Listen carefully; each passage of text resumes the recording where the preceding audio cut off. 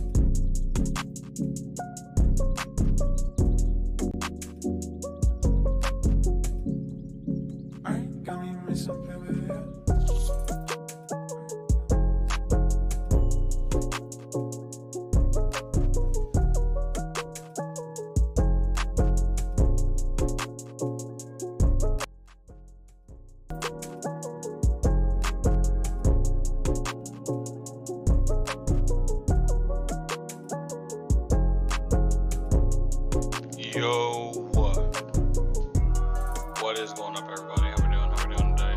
Yes, sir. Yes, sir. All right. We're just gonna get everything started, though. Again, people that are watching the VOD, I'm not gonna wait for people to come in anymore, because again, most of my viewers of the videos come from the VOD, not the actual live stream. So I felt pretty safe in just starting now.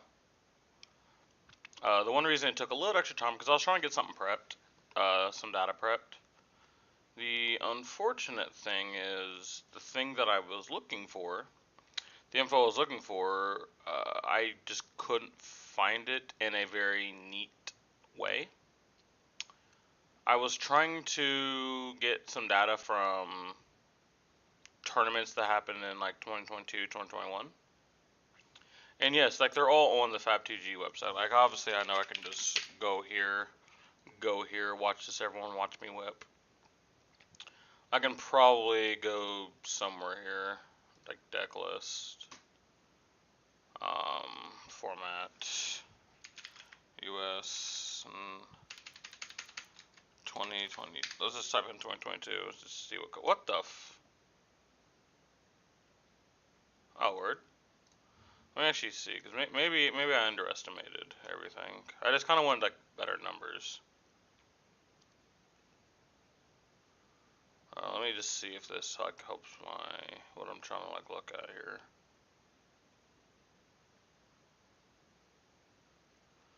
I mean, kind of, it does. Let me see if I can dig a little dirt. I don't know why this is literally the only thing here. This doesn't make any sense. Because these are not the only tournaments that happened. Oh, what? Oh, word.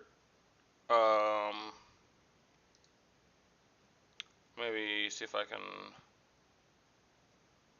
I'm trying to find. Actually, here's what I can do. I can just type in the hero. Obviously, this isn't like the only hero that I'm like looking at. But let's see. This is 2022, right? Yeah, this is 2022. Let me just see the list. Okay, that's more what I'm looking at. Okay, yeah, this is. I mean, not entirely what I'm like looking for. It does the job, kind of. Keywords, kind of.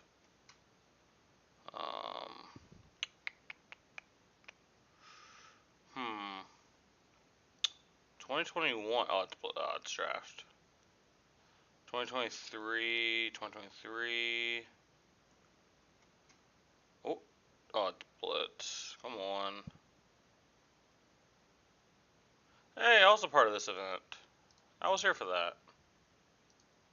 I faced him.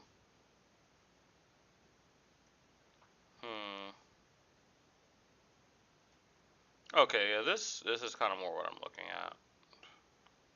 This is kind of more what I'm looking at. Okay. Obviously, this will be secondary, but this is obviously what I was looking for stuff like this. Okay. So what's up, YouTube? So today, obviously, what we're starting off with, if you've seen the tweet, I'll be doing number 2 and before number 1. So we're gonna kind of talk about my pre-release weekend. Obviously, heavy hitters coming out for the pre-release weekend.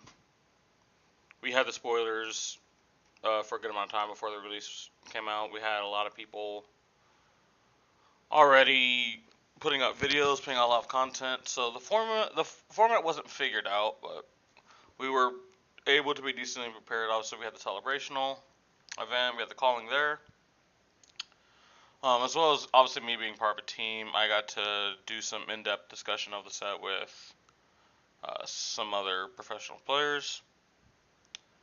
So my outlook on the set was more entrenched in thoughts beforehand. I think it is now weird because of where I'm at in Flesh and Blood.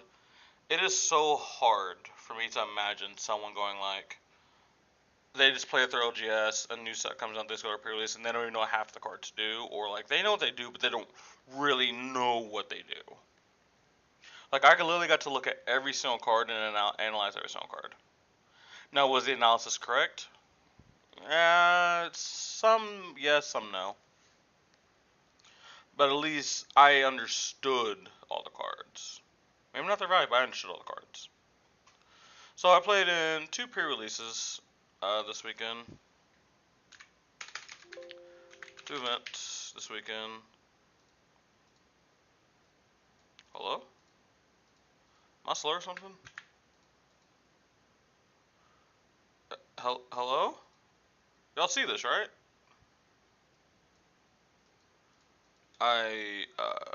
Is everyone else seeing this? Okay, whatever, that's gone. But in the first event, I drafted Kasai. Now, how do I get this to move? Or can I even get it to move?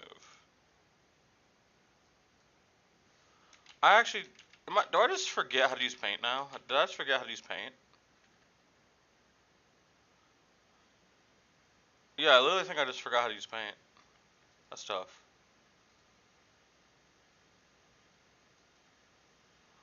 Alright, hold on. Let me just go off like this. Let me up the thing here.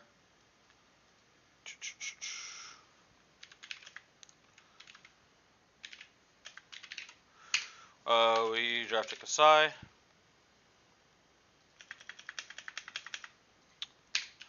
Theme.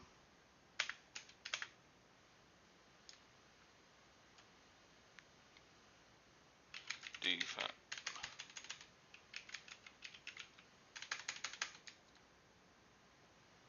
Value. Okay. So this was my first event. It was Kasai.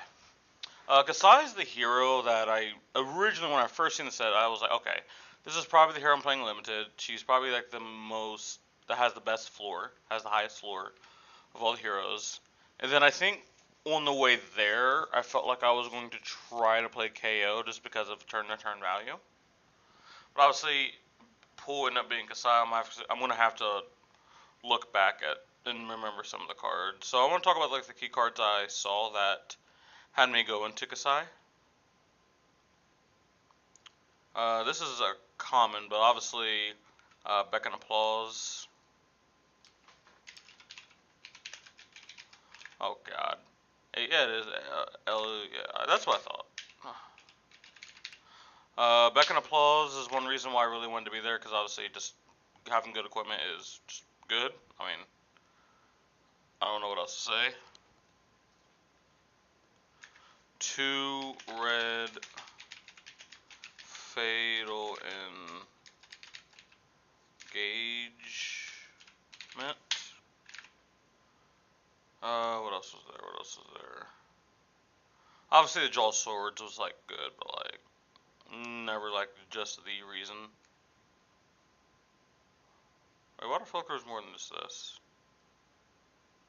Oh, what's the? It's a common. It's a common. Wait, is this the commons? Wait, is this the common? Yeah, this is the. No, not the commons. The generic. I mean, it is a common, but did I pass it? What? Oh yeah, definitely. Yeah, there it is. Multi-pull lead with speed.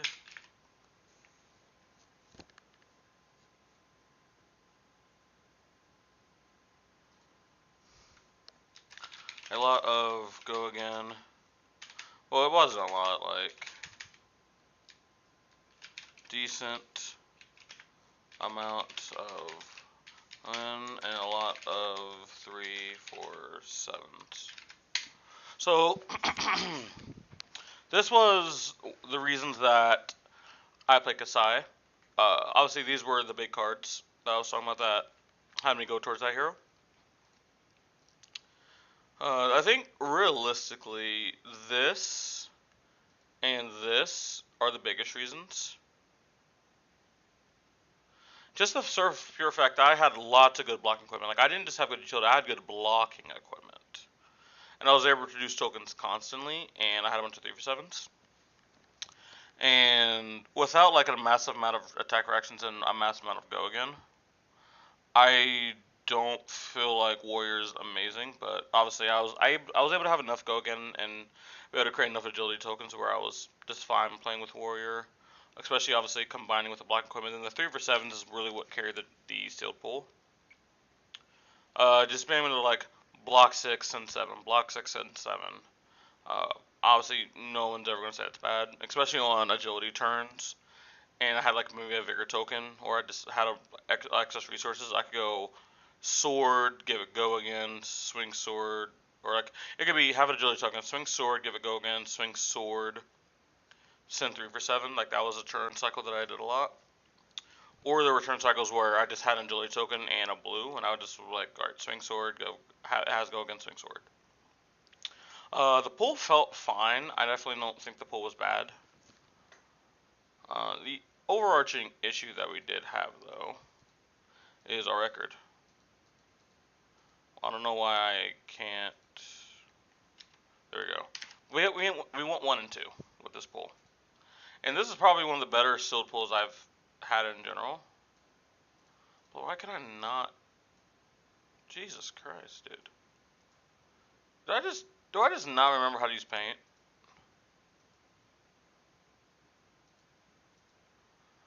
I had to just forget, but whatever.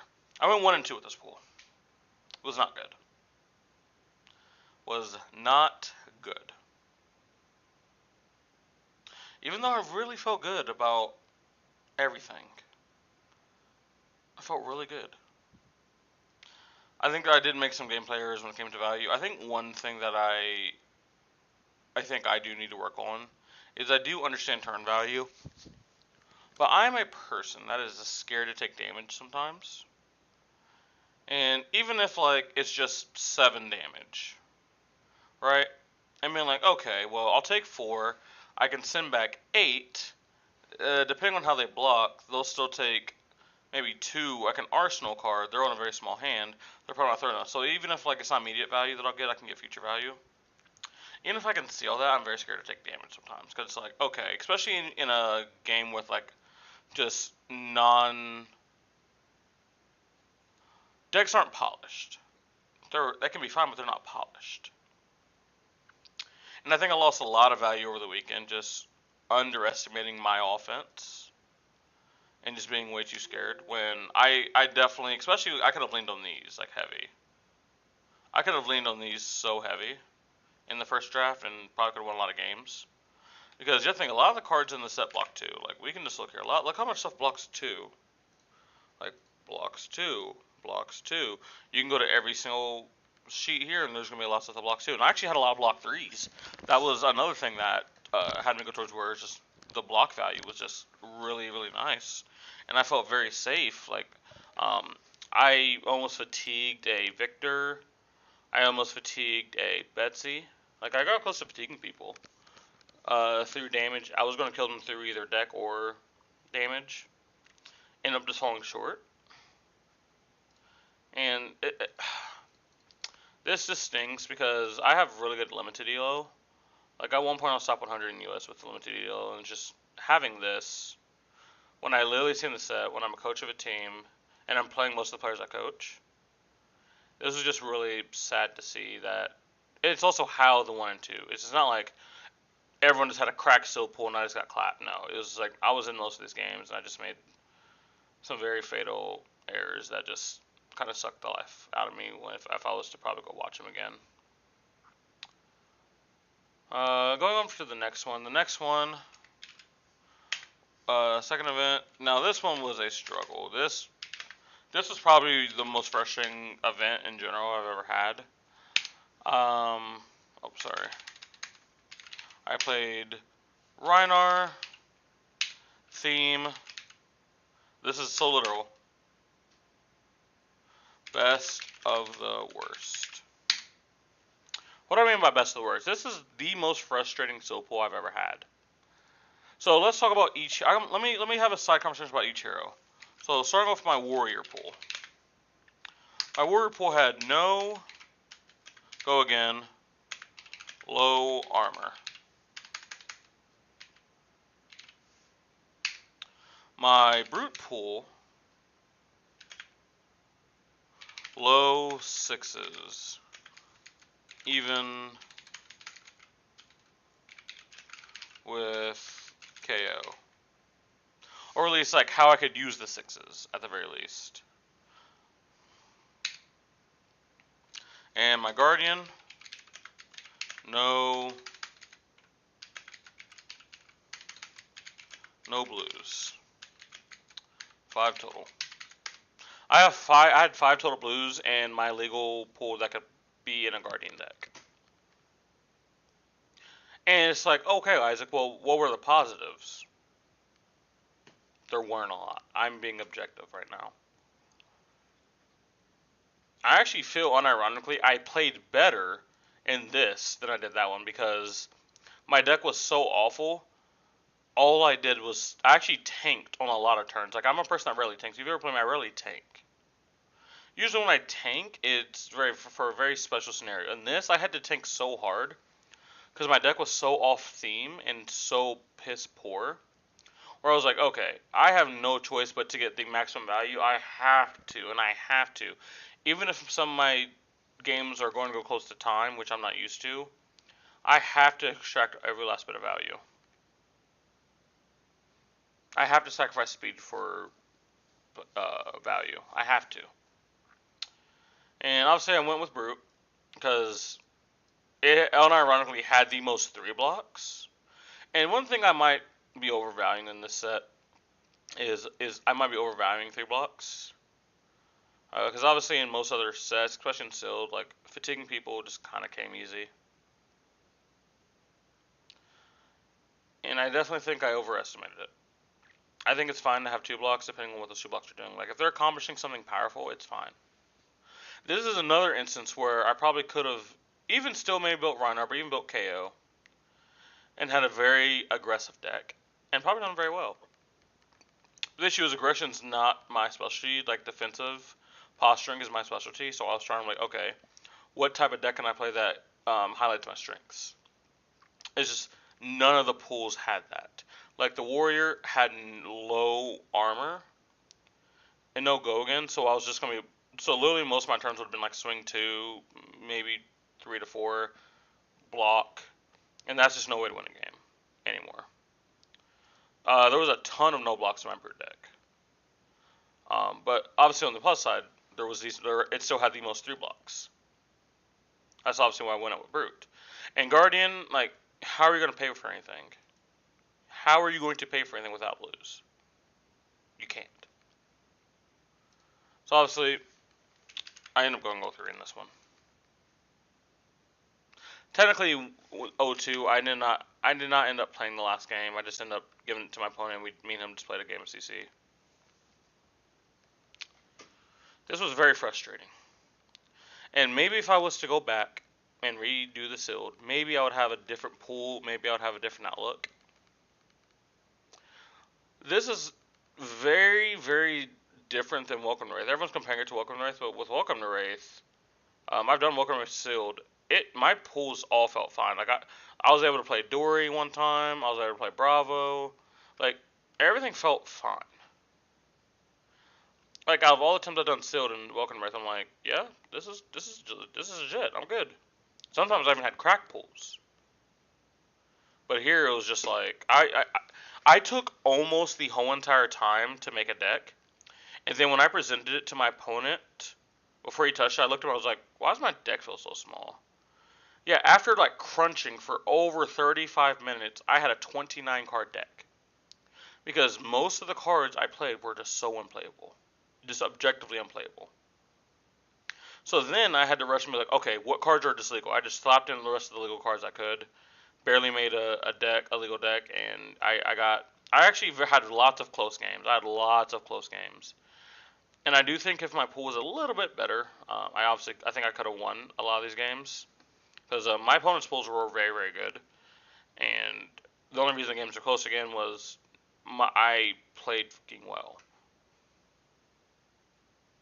Like, I would have killed I would have killed just for this. If this was like all I got, in addition to this, even with the low amount sixes, even if they were like 3 for 5s, 3 for 6s, but they were like really inefficient, I would have taken them. But most of my cards that are set like that were no blocks, and they were like Wild Ride. Which is like, yeah, I'm just gonna fatigue myself while like doing like average things. Or at least this, I can block sin above rate stuff. I just could no pull that I had, at least at the time, felt like it accomplished anything powerful. Or even anything mid. Again, Brute just had the most through blocks. While having a bunch of no blocks. And I had to play literally I died to my last opponent and I knew it was coming. I was just hoping I got like one more turn before it came. My pitch deck had 3 no blocks in one hand, which is the hand I died on when I had guaranteed lethal set up through at least my arsenal card. And then the hand after that had 2 of them. I still had to play 5 no blocks. And I'm not here to cry woes me, because again, there had to be, even though I'm complaining about pull, there probably just wasn't a more of an objective good pull. I just have to get out of my thing of like, oh, I need to be ultra defensive. That's what I'm good at, ultra defensive. I should have said, okay, what's the best thing I can do in this sealed pool? What's the best thing I can be doing? I do that. Even if I'm not good at it, I figure it out. I didn't do that. So this record, this this 1-5 record, no one to blame but myself. It is something I just wanted to peel the curtain back. Because like, I think a lot of people have this thing, because I've seen it in multiple card games, where everyone thinks that content creators are immortal, and like coaches are immortal, and like nothing ever goes wrong. But it's like the furthest thing from the truth. Like even though I'm coach, I'll still have things like this. And I guarantee you, if I was and this was one of my players, and I watched them make their sealed pool or watch the guy on there, I probably would have had so many critiques from him. I'm like, why didn't you do this? Why didn't you do that? I gotta get better. I can't be having results like this, especially when they're easily preventable. But I just wanted to be open and just kind of talk about my weekend. Okay.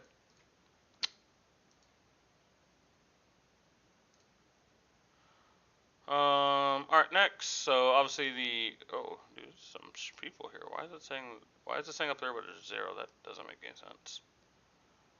Let's talk about the main topic of the day. As you guys can see here, we have a couple different checklists here. Wait, what? Wait. Jesus Christ. Wait, what? Bro, people are out of pocket, dude. Well, as you guys see here, next, we're going to talk about explain the everlasting impact of cards like Woundedbull and decks like Bullander. Obviously, shout out to Talk for Best for the video idea. And this will be hopefully made into a video. Not all things I record get turned into videos. Deck techs, talks, all of that. It's not always guaranteed to be made into a video. But, wait, I did not mean to pop out chat. I'm just so mentally used to popping out chat now. Okay, let me close that out. Okay. Okay.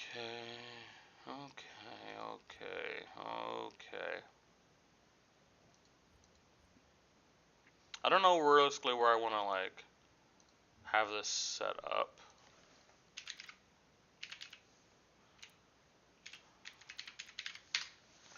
I guess I can. I mean, Ice Thunder Odom are like the 2 biggest like things.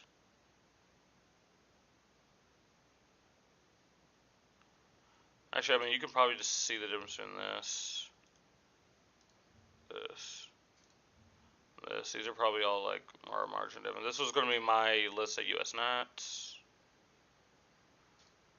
This I think was Brody's list, and obviously this is like right after Hamilton won, and we really got to see the evolution of what Woolander could be.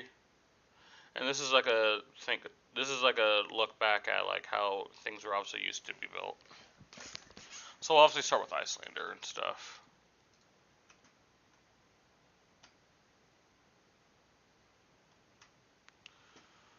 Alright.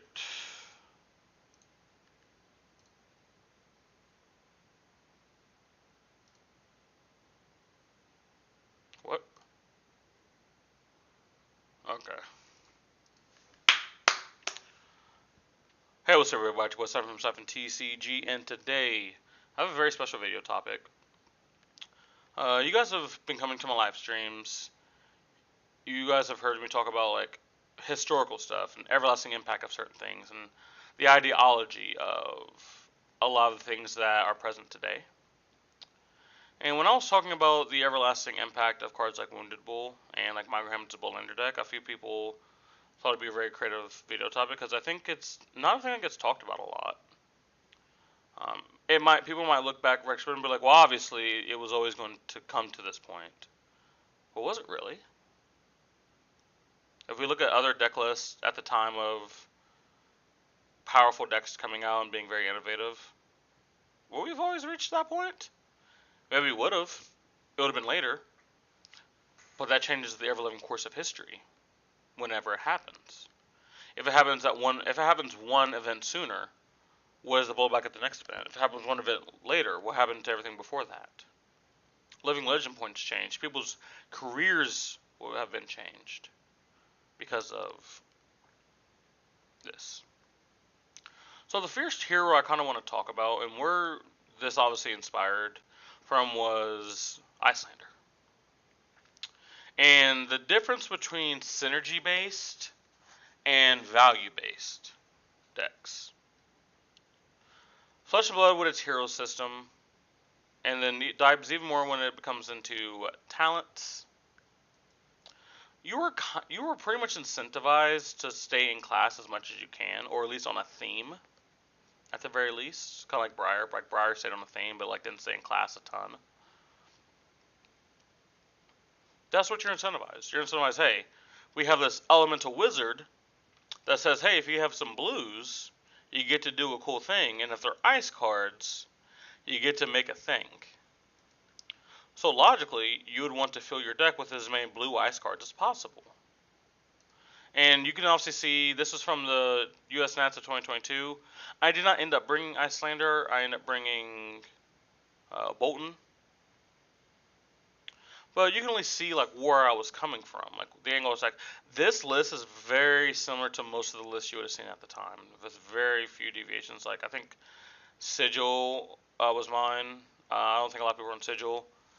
I think Sigil Permafrost was being rotated out of most of the list. I don't think a lot of people were on Sigil Permafrost anymore. And if we just look here. Let's look here. Oh, I can just do this word. We can look at the blue ice cards. Yes, we're playing a lot, but where's the channel expanse? Where's the chill? Because why couldn't we just play blue attacks as well? Just make everything blue, just so we can easily pitch to everything. Icequake, Ice Encounter, Eisenhower, Polar Blast, Ice Weave, Winter's Grass. Like, these are blues that we didn't play. Now, some of these, obviously, you're not going to be able to play attacks on your opponent's turn. You're incentivized to play things on your opponent's turn, but, like, you get to play Channel on your opponent's turn. You can play Icequake on your opponent's turn. Eisenhower, Polar Blast, Weave Ice. Like, you can technically play these on your opponent's turn. But obviously, they're not the best things you could be doing.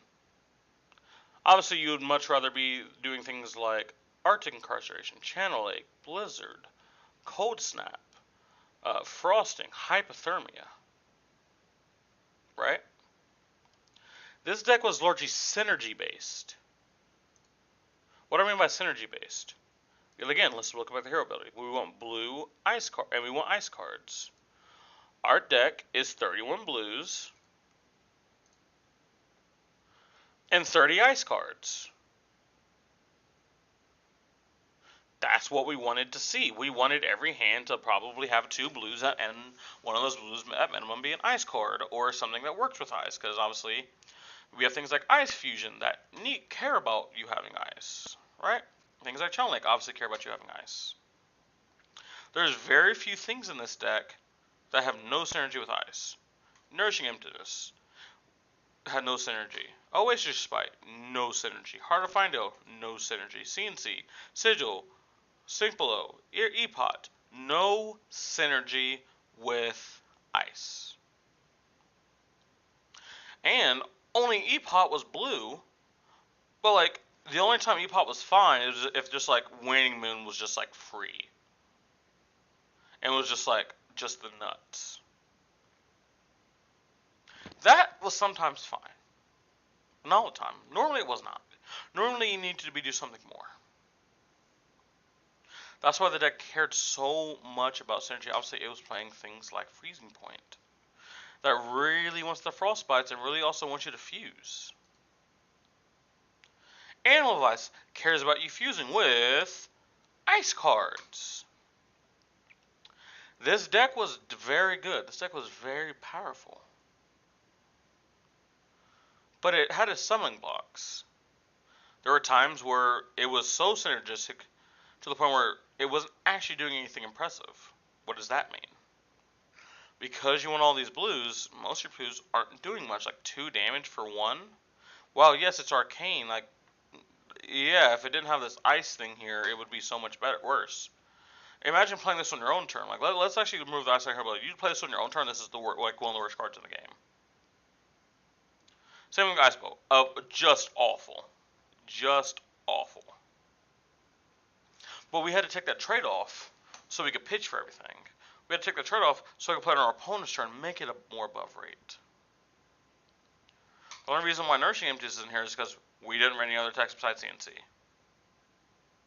And then we also just hope that the Nourishing Emptiness never was being on play when the CNC was in the graveyard.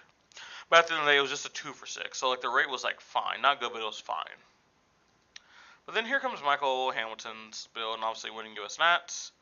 And this is obviously Brody Spurlock's build from Battle Hardened Philadelphia, which happened soon after. And we can just see a fundamental change in the deck already. E-Strike, Findle's Fighting Spirit, Scar for Scar, Woundedbull, Brothers in Arms. What are all these things doing? You're able to do something powerful, non-synergistic in the class, but it's rate. You have a blue card that can attack. Obviously, because we're a Tunic deck and we're also playing on your opponent's turn, a lot of times it can be a 4-block. That's very powerful. Woundedbull, Findle's Fighting Spirit. Obviously, Findle's Fighting Spirit will start off with that. A lot of times it's 8 points of value on offense or 3 points of value on defense, but depending on what it's blocking, can actually, even though it won't ever be more than 3 points, just you're not net losing anything. Because like if someone swings 3 at me and I block a Findle's Fighting Spirit and I gain life and I lose it back, it was just a 3-block. But like if I can block a Kodachi with this and actually just net life, that's insane. Well, also for blue pitch, sitting 7. Obviously nowadays we see this format everywhere, and it's not impressive anymore. But at the time, this caught a lot of people off guard. A lot of people didn't know how to fight this. E-Strike, you're just like, why the are you playing E-Strike? Well, Icelander had the issue of playing big hand. She just couldn't do it well. Well, now you have access to E-Strike, which on a very small hand could be 7 points of value or 8 points of value if you choose to draw a card. Or in a very big hand, could be 5 into anything else. Woundedbull, a lot of times is 8 points of value. And that's 4-7. That's awesome. Scar for Scar. Yet again, good points of value for however much remaining. It's just Wounding Blow. It's Wounding Blow as a 2-block, but has access to go again. A lot of times you will be lower life because you're playing a tempo game. You're trading life for advantage or board state. A lot of times Scar for Scar was just turned on. And you just seen the amount of cards just go down that relied on synergy like the thing. Like Freezing Point was a staple in Icelander at the time.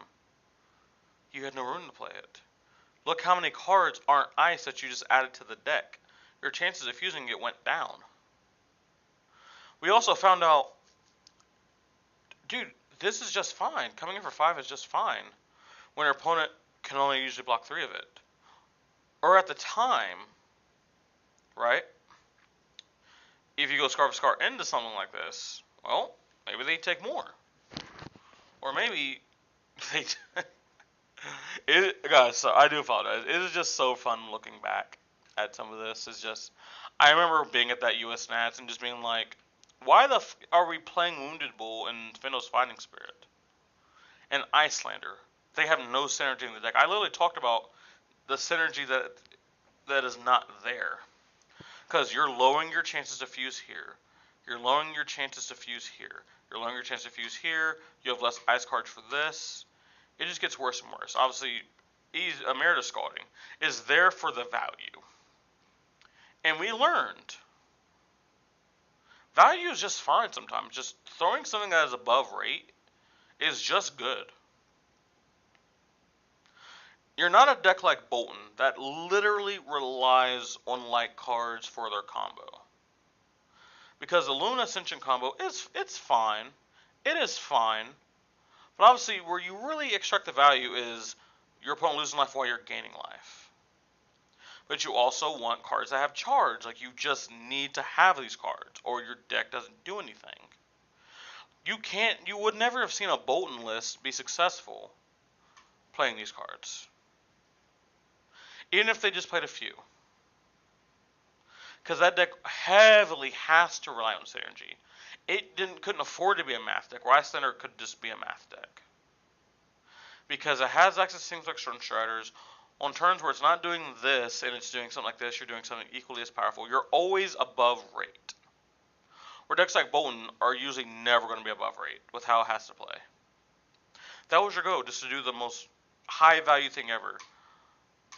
And yes, we did end up seeing a shift back to a more all wizardy, arcane, not like just trying to get insane value off of every single card kind of build. Obviously, this is Rey's build from Battleheart in Cincinnati in 2023.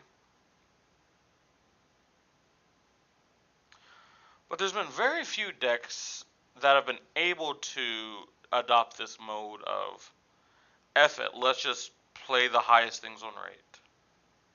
Like, we can look at the heroes. We can look at the heroes. Oh wait, are they? Oh wait, I can just do this, right? Let's start off. Let's go to Odom. Everyone's favorite hero, Odom.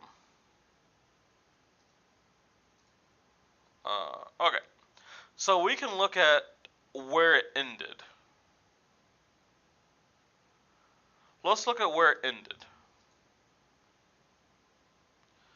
This is literally Bravo. This is literally a Bravo deck that just has a few cards that care about an element, mostly Earth. Because obviously Winter World being banned at this time means your need for ice cards went down. Because like the Hold'em hero build, it was like okay, wasn't great. Situationally, it could just be Exodia, but a lot of times it was not. But it was just, let me just do the best thing every turn value-wise. That's all it cared about. Is let me just always be above rate, let me always be efficient. We can look at I don't know how far, let me see how far back this goes. This is from 2022, let me see this build. Okay, obviously, Winter's Well. It incentivizes you to play ice cards. So obviously we see the things like Okanode in here, Frostfang. You're obviously always playing Blizzard, but just the emphasis on ice cards was so much more. It came more about synergy than rate. Now obviously you end up being able to do things over rate because of that. But Odom is one of the few exceptions where because of the synergy he's doing things over rate. Most heroes, when you actually look at it, and they're doing things that are just fine, and they're doing things okay because they're in class, the only reason that they're good because they're in class is because they synergize with the overarching strategy of how the hero wants to win. But that might mean they have to play some turns very underrate or do things that are not very impressive now. Right?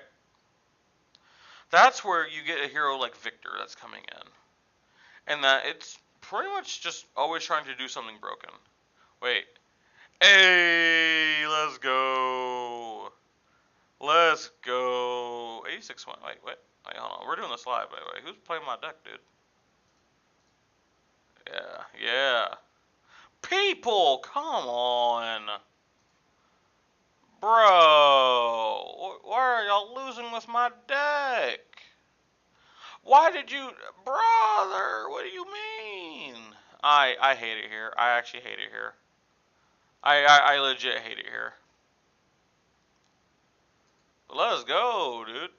Let us go. But obviously, that's the kind of evolution that we're already seeing in Victor. Where the only reason Victor is going to be even decent, if we just look at some of the decks, let's just look at my deck, is because he's just doing things above rate. When it comes to pitch plus damage plus disruption, Problem is the biggest example of this. We're mostly playing this because it's a 3 for 11. Even though it's not printed here, normally when you're playing this actual card, it's a 3 for 11. Normally when you're playing this is a 3 for 10 with overpower. We want to be doing stuff like that all the time. Now yes, a card like Goldsmith specifically does have good synergy with the deck.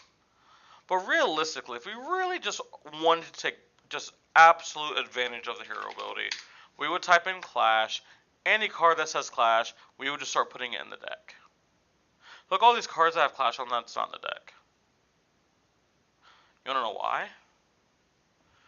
Because there's better things to do. There's better things above rate. And I truthfully wonder if Bullhammer never had the success it did through Michael Hamilton and other people afterward. Would we still just be caring about synergy? Would synergy be the only thing that we care about? I truthfully don't know. And again, people will state that this was obvious. This was always going to happen. If it was always going to happen, why didn't it happen sooner? Why were we all so surprised about the Bullander deck? Why were so many people caught off guard if it was just always going to be obvious?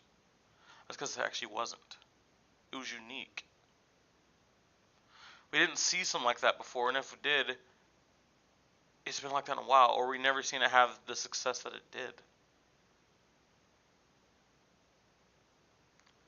The everlasting impact on value will never go away. Even if we go back to a synergy-based meta where all we care about is doing something within our class that is just really good, we can look at a deck like KO. The reason why KO is going to be really, really good is because of his hero ability. He's almost always going to do things above rate. That's why I'm playing Ball Breaker. Because this is almost always going to be 5 damage for 2 resources. A 2 for 5 that stays in the deck is awesome. A lot of other heroes don't get that. Ladies and gentlemen, if you guys did enjoy this video, obviously we didn't go super in depth. Obviously, I wanted people just to understand the history of a card like Wounding Blow and Woundedbull. Just understanding numbers sometimes just beat something looking pretty. I mean, it's taking over the draft format, actually. Like, I'll talk about that. Like, there's so many people that was like, I just have a bunch of 3 for 7s in my deck. I mean, heck, I talked about it earlier, why that was one reason my Whirlpool was good, because I just had a bunch of 3 for 7s. Sometimes, that's all that matters. Is just number be really good for what you put into it. That's why there was even a period of time where Fi, and maybe Fi still are, they were playing Ravenous Trouble and Scar for Scar, and Wounding Blow. For the resources put in, you're getting very good output. Will we ever actually see a deck like Iyslander just surprise the meta and just take over again? Who knows? I think Iyslander was a very niche example, and while that was the deck that changed everything, I think its ability just to take advantage of doing something like that was super unique, where obviously Bravo just went from synergy, Odin went from the synergy to being like, cool, my numbers are like awesome. You could do the awesome thing in Icelander while also just being a disruptive synergy-based ice-based hero. If you guys enjoyed this video, make sure you guys like, subscribe, comment down below what you guys want to see next. It's been your boy Sifn from Sifn TCG. I'll see you guys next time. Peace out. Alright, I wanted to make that like a very short video. I didn't want to make it like an hour-long video, so I kind of like rushed a little bit. Didn't get to pull out everything I wanted to, but I definitely think it's a thing that a lot of people just underestimate. Alright, so I think Alright, dude, let's do a little bit of a Twitter check. Wait, what?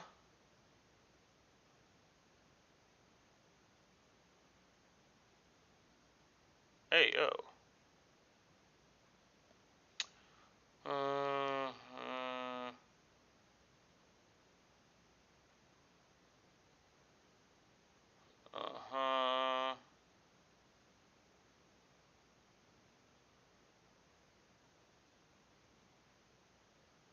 What?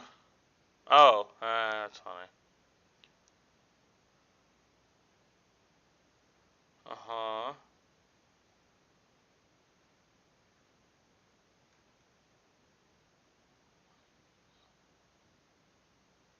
Ah! Ah! Ah!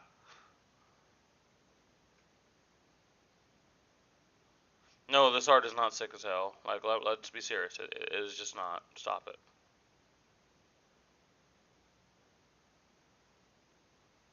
Wait, what? Draw a small clock that shows 10 minutes past 11. Wait, that's not right? Wait, am I missing something?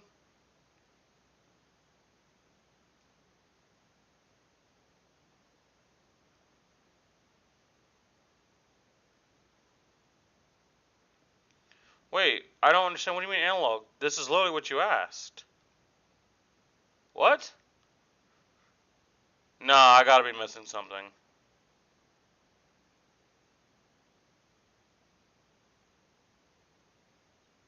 Oh, okay, we don't get to see comment. I need to see, like... What do you mean think outside the box? What else should he have wrote?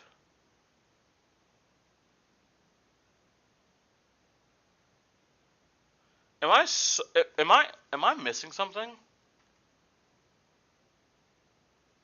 No, there has to be... Someone has to make this make sense in the comment section.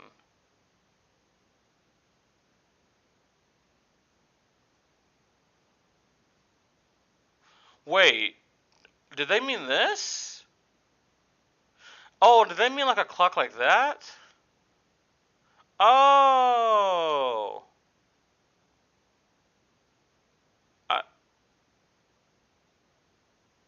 You have 6 eggs. Chill out. It literally... Hey, you know, I need to get off of social media, dude. I gotta get off social media. Okay. Alright, so that's the first 2 topics done. So now we get into the gameplay.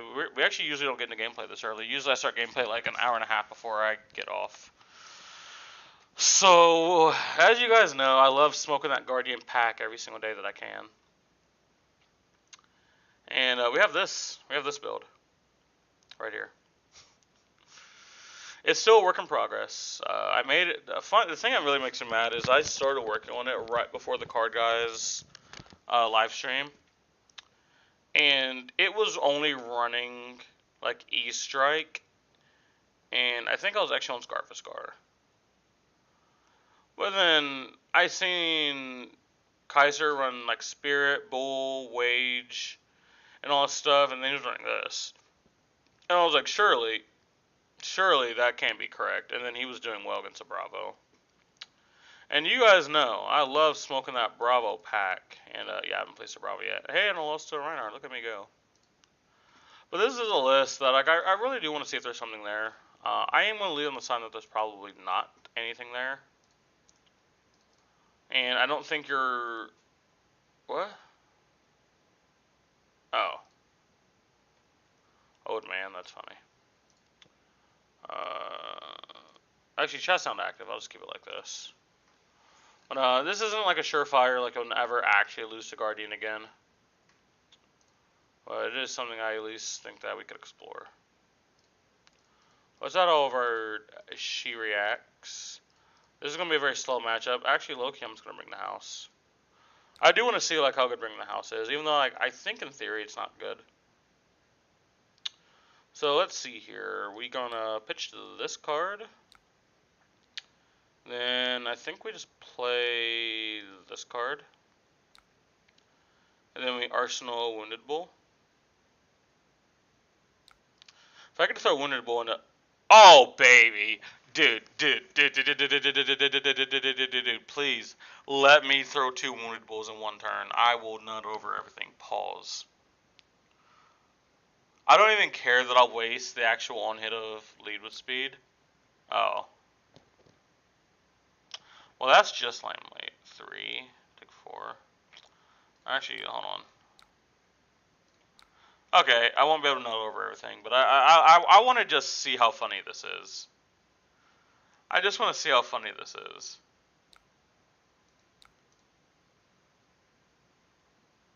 Eight, go again.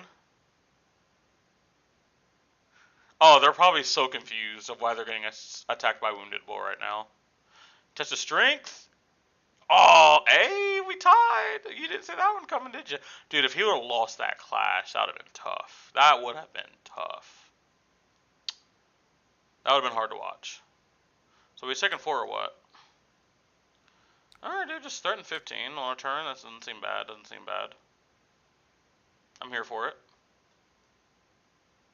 Now that's a turn cycle right there. That is a turn cycle. Oh, we clashing again? Save the cards, by the way. I thought I'd just tell you that. He's just gonna throw hammer and pass. He's on Titan's Fist too. That's interesting. Oh, there's a few good cards here. I'm not gonna lie. I kind of wanna wait. What? Oh.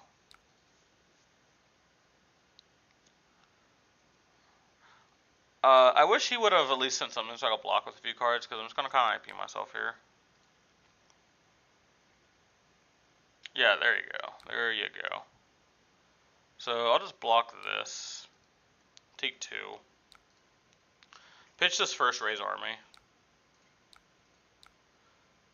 And then we'll play Imperial Ledger.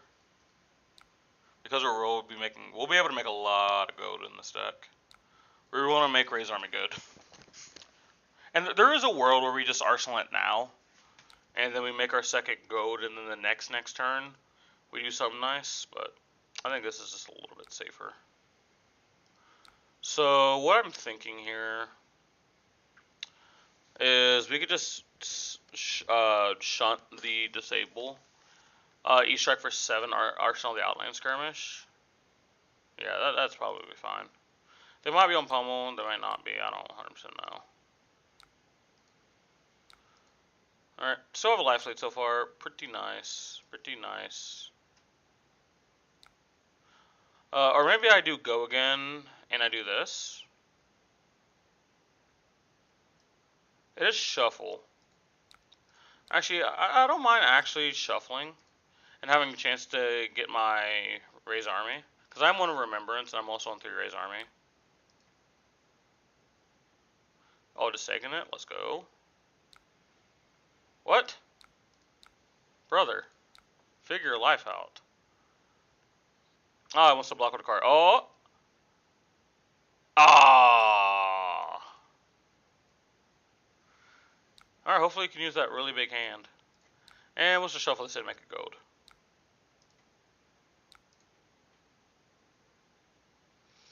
Oh, is that right? Is that right? Oh, Golden Sun me? Sure. I'm so down to take this, by the way. I'm about to have a nut turn. Alright, we'll start off with Outland Skirmish. He'll definitely overcommit to this one. Clear this out.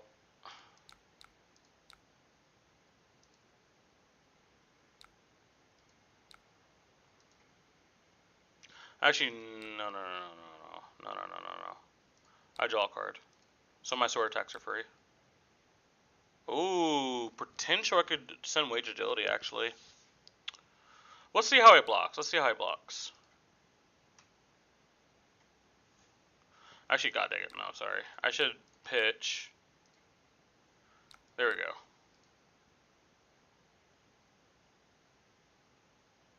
Blocks it out.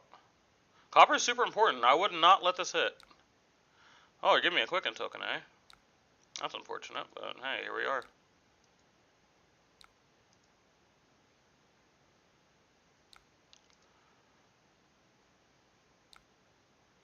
I'll make one Centauri Cell Sword here, but honest to God, I think that might just be fine. It depends how we think they're gonna handle this here. Let's go ahead and commit. It has go again. Let's commit it. Let's just see what happens. See if we can strip another card from them. Because obviously, if this hits, and I get another gold, I would like to. So what I have to hope here is they don't think I can do anything with this, and they don't block it. Oh, whoa! Really? Really? Yeah, I'm honestly fine just making one here.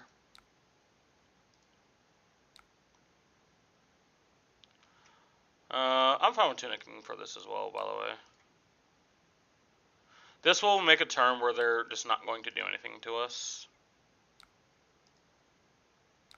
They ate that for free. Now they have to take a turn off and swing at it, because they just can't let it live. There's no world with it. What? I mean, I guess I don't have go again right now. Oh, maybe that's just fine. Maybe that's just fine. Oh no, I still take damage, don't I? Huh.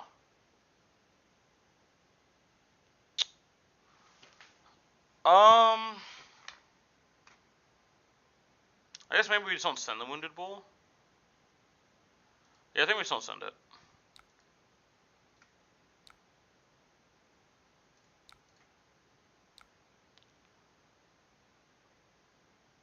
How many yellows do I have in here? I have 2 yellows without adding any more.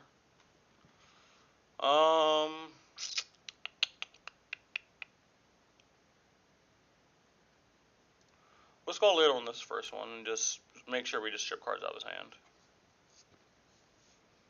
Yeah. Trout. Let's go. That's why we play the 7s, baby. Fuck your Trout.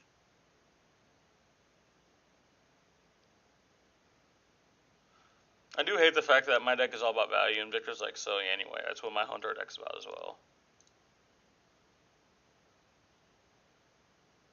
Oh, he just stopped it so he could clash again. Boo! Boo, Victor, boo! Ooh, a courage. Alright, now this is a very decent offensive hand. This is an offensive hand I like to see. It'd be sexy if we had a gold, but that's fine. So this hand can go multiple ways. This is going to be like an E-Strike and a Woundedbull turn. Arsenal the Blade Runner. And it can be E-Strike for 7 as well. We can just send like 14 at him. Alternatively, depending on how I block, I can swing, Blade Runner, swing, E-Strike. Or like I can block with E-Strikes.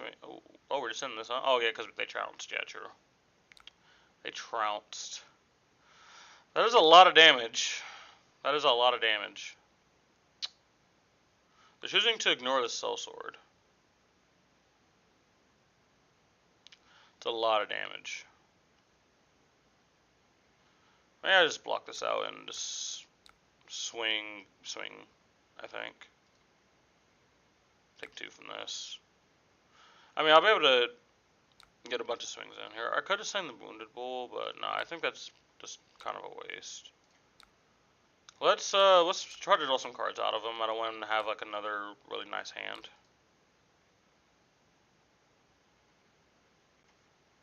The courage does make it 3, so if he can't just give me 1 block, he has to give me something else. Okay, double blocks this, clashes, gets the vigor.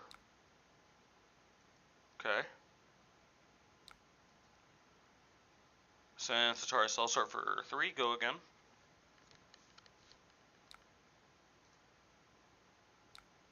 Okay. And we'll just leave it off with another 2. Okay, not bad. We do get the... Hello? Did we not Kasai? Am I missing something? Oh, maybe he blocked the first time I didn't notice. I thought it hit. Alright, yeah, so this is probably a turn where he just in this, or he has like a 4 for 8. Oh, we're just Golden Sun. Word. Word. We don't actually really have anything to do with blood on our hands right now. Just gonna block this out. Take no damage from it.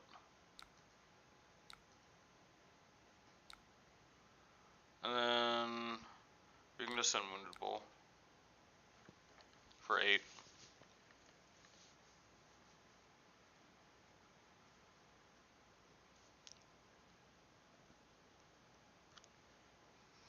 I would like to see Kaiser's list and see how close our lists are. It is interesting that we had a very similar idea. Obviously, after watching his, I changed up my list a little bit, but for my original list was and his were his lists, not too different. We taking the 8? Okay, we have a life lead. Alright. Spinal Crush. Spinal Crush. Okay.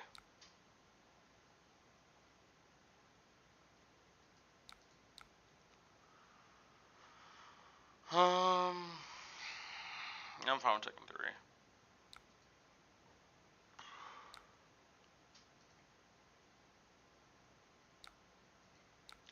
Let's send 2 back. Arsenal the Fighting Spirit. He's gonna trounce, he's gonna win it, yep. We do know we have a cash in on top, but the unfortunate thing is we don't have any gold right now. We haven't really had the room to make any gold. We haven't drawn a lot of years, but this is a hand where I actually drew a bunch of yellows. So I'm low-key kind of down just a block with like these 2. Play this, Arsenal this. But you can see where like he is struggling to like use all of the cards in his hand all the time.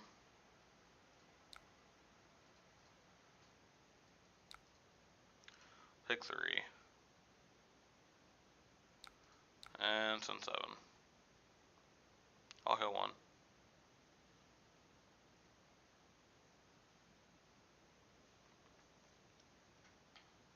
Oh yeah, plus I have music, ain't I?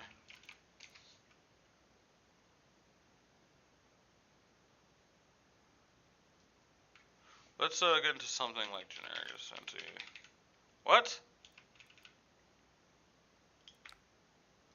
Alright, let's just see what the most generic thing that we can listen to is.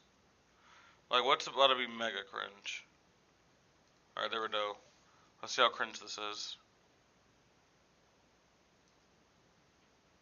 Oh, give me a card. Ah, it's so loud.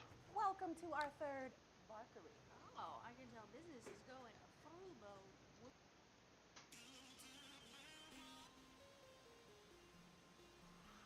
Alright, there we go. Alright, 11 to 12. Both heroes do have some on a blocking equipment kind of crushed right now.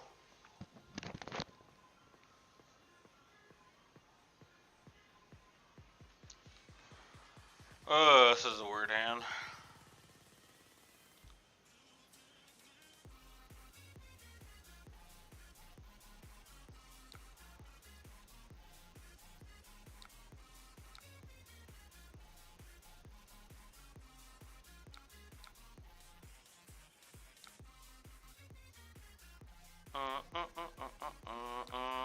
We'll sit it for 7 here.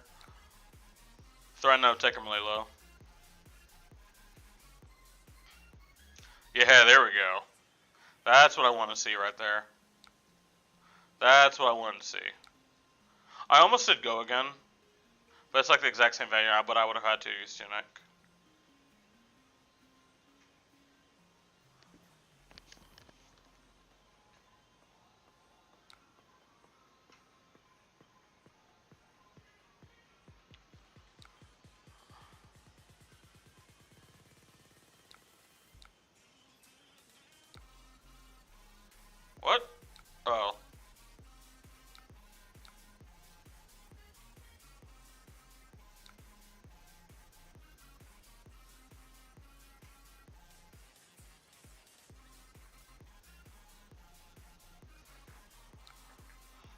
Bro.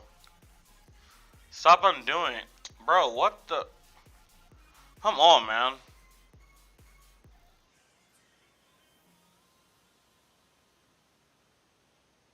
Oh, he's targeting the cell sword, bro. That's awkward as shit, dude.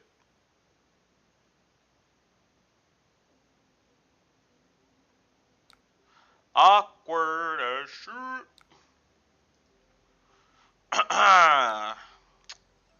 It's all good. We knew that. We knew.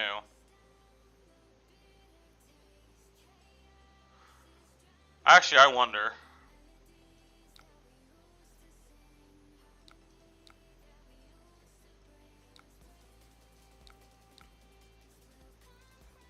It'll come in for 10. I do want to wager. Because gold is really, really good for me. I want him to use resources, and he won't draw a card because it's not his thing. He should block with Civic Step since I already will have a token. Yeah, he'll create a thing, but it doesn't matter. And here we go. I'm just going to keep it in Arsenal. I have no desire to actually do anything.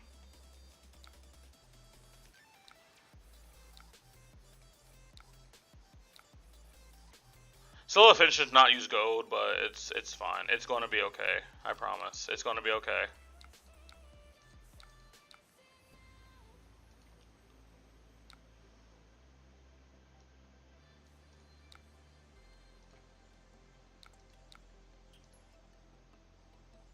Alright, 2 go again.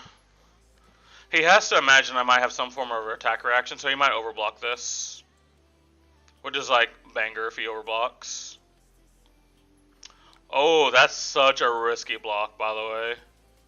That's such a risky block for him. I wonder if I should push with the other saber. But I do think I just get more value out of sending this, but I really would like to send that saber. His strength, he'll win it, unless I get really fortunate here. I do heal alive, which is nice. Does he commit another card? Takes 3, goes to 7. He commits another card. He wins the clash. Blood on her hands. I have no copper though. My supposal war turns got stuffed pretty hard, but it's all good. I'm not worried about it. I am not worried about it. We have an Imperial Ledger, which is nice. And we were prepared. We were prepared for this Golden Sun. We were prepared for it. And look how prepared for this we are. We're going to go to reactions, and we're going to go Oasis Respite. Target that. Hill of Life. Shunt it. Take no damage. Imperial Ledger.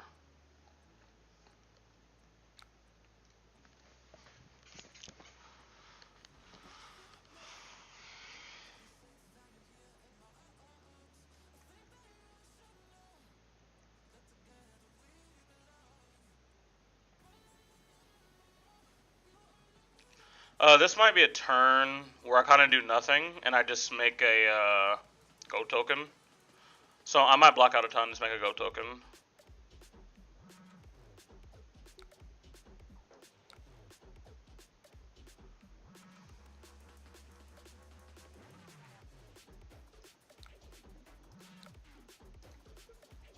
I'll block with this Razor Army, it's fine.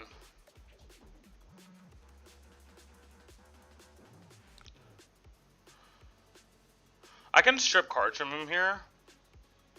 I just don't think he can do enough. I just don't feel like he can do enough with his hand. But I would like to heal one here. So I do think I am going to push.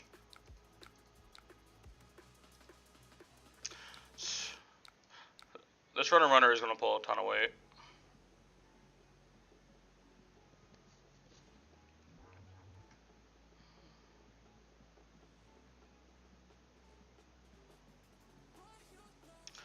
Alright, gives me a card, that's totally fine.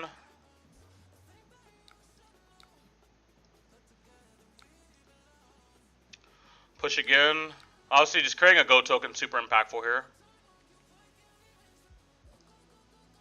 I forgot to go full screen. Oh, wait. Oh. Alright. And a go token at any time is super dangerous. Yeah, and he respects it. He respects it.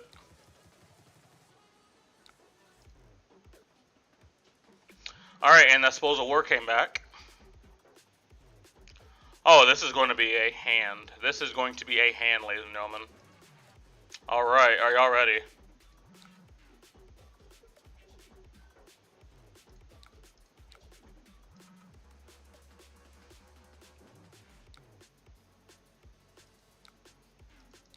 Activate this again.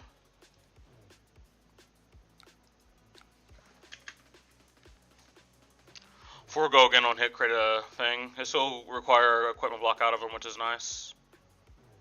Now I have an option. I can sit on it and do nothing. This is where pre-pumping would have been very nice. No, but I definitely think I would still make this play in this sequence every time. Alright, he gets a Vigor token, that's fine. We should be shipping a good amount of his hand.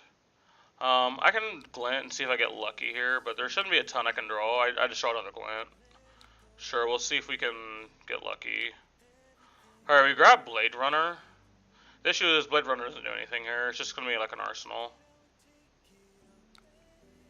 That's all it's going to be.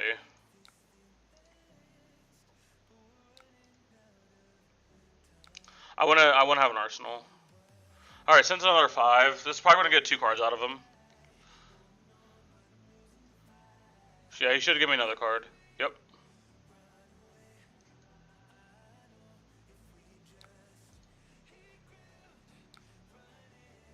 And because I have go again, we'll make our gold. Excellent.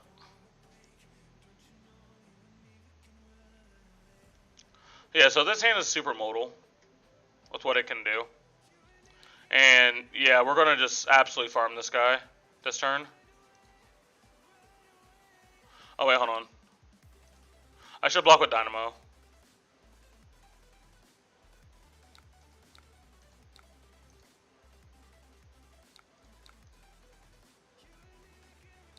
Just perfectly covered up.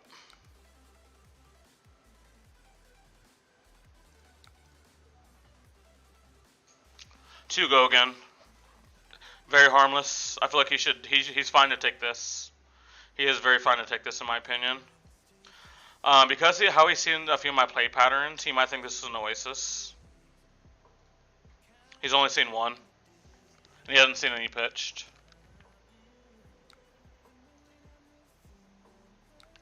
And we'll attach an on-hit to this one. Make him really incentivize to block this one. We'll heal one off of our Dynamo, which is nice. They're going to pull so much weight right now. Incept, we heal, nice. There's the blood on our hand. Sorry, not blood on our hands, there's the Raise Army.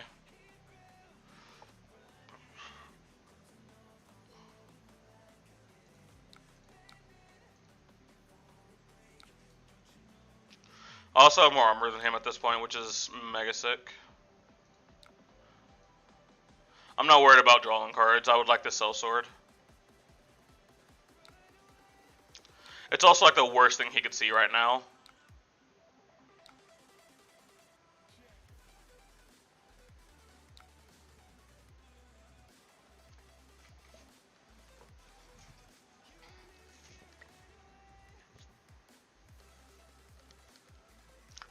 Alright, he'll get a Mind Token, that's fine.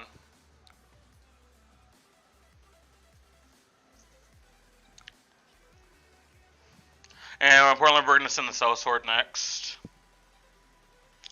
It's probably going to be free. Maybe he gives me a card. Looks like it's free. And then we're going to Iron Song versus. We have multiple on hits plus a pump. Probably gives me 2 cards here. Deck size is getting pretty low. He's also running kind of what I talked about earlier. Like if you just want max energy, he's running like all the Clash cards that he can. And this looks like it's hitting. Okay, we get a gold token and a courage token. That is huge. That's very huge. I hope he has some gas. Okay. Spinal Crush. Spinal Crush is pretty good here. Spinal Crush is pretty good.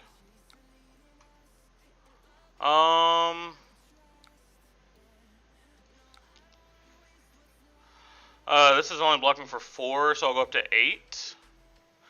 Okay, this takes me to 5. That takes me to 6. So 8's coming through, so I'll need to block 5, correct? Yeah, so now I just need to block... Wait, 3? Yeah, I need to block 4, so I still have to shunt here. I still have to shunt.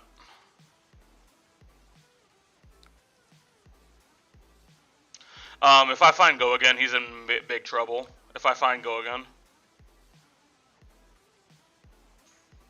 There should be a good amount of Go again still in my deck.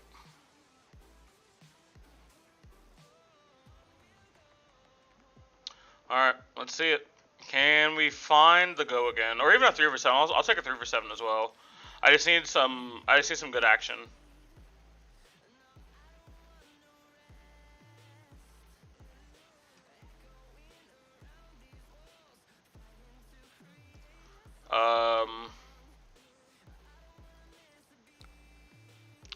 Alright, so we don't really hit well, unfortunately.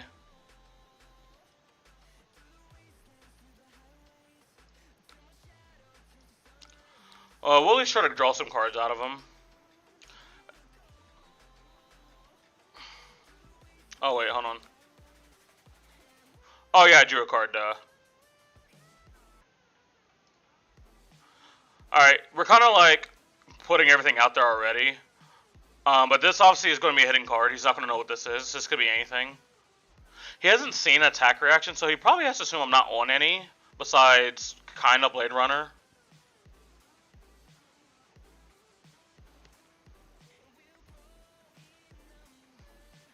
This is a huge block for him. Does he commit 2 cards? Does he commit 1? Do you give me the gold value? Maybe you have to. Maybe you legit just have to. And I think that's what he's choosing to do.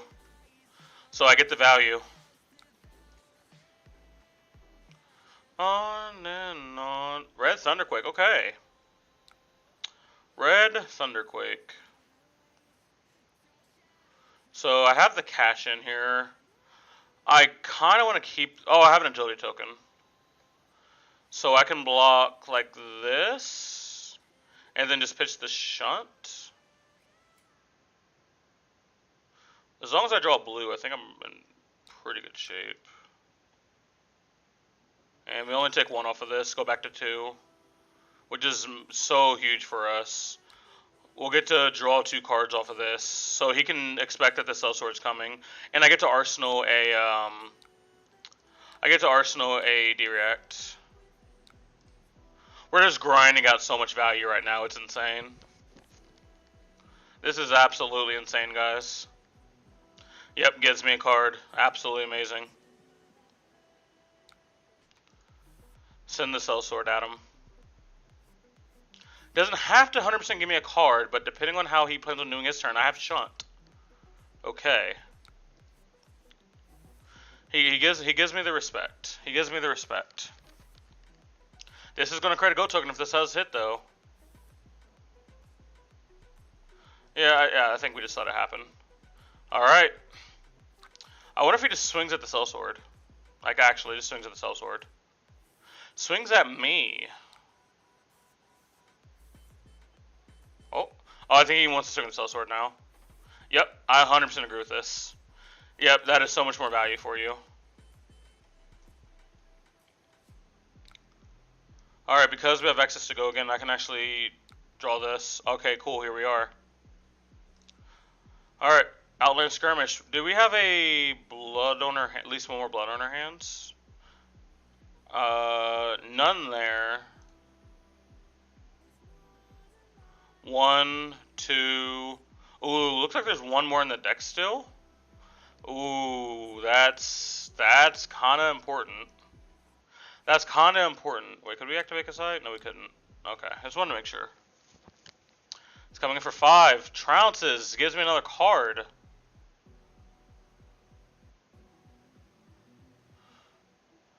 He does appear to have won. But we'll Blade Runner here. And then we'll keep all these cards a mystery. There's no reason to play anything. Another 5. Should give me 2 cards here. He should give me 2 cards. He just should. How many yellows do we have? We don't have any yellows. I'm actually thinking about just playing both. Just to get them both in the graveyard. Yeah, just get them both in the graveyard. Also gives me a higher chance of redrawing that Bloods. 12 cards to 8 cards. This is... One important thing, I do have a no block in my deck. But it does always pitch show... Oh, dear God. Huh. Well, ain't that a bitch? Ain't that a bitch? That was supposed to kill you when you swung hammer at me. But hey, we perfectly block it out though. That is kind of nice. And yes, we did have one more blood in our hands. Does he have a Macho Grande in his deck? So, okay, we need to check. He has a Clash of Vigor. Oh, okay, yeah. Okay, he pitch stacked well. He pitch stacked. Good pitch stack.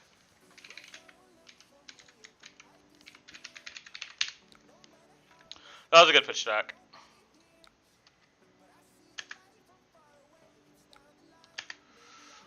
Unfortunate. Unlucky. But you guys see it though, right? And I think this deck needs to be optimized more. And those are a lot of turns where we just couldn't extract any value from our hand. And we almost got there.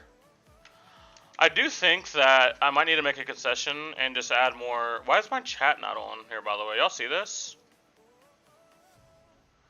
It's like my stuff's bugged out. Like, I think people could possibly be talking. Like what just happened? I do apologize if people are talking in chat.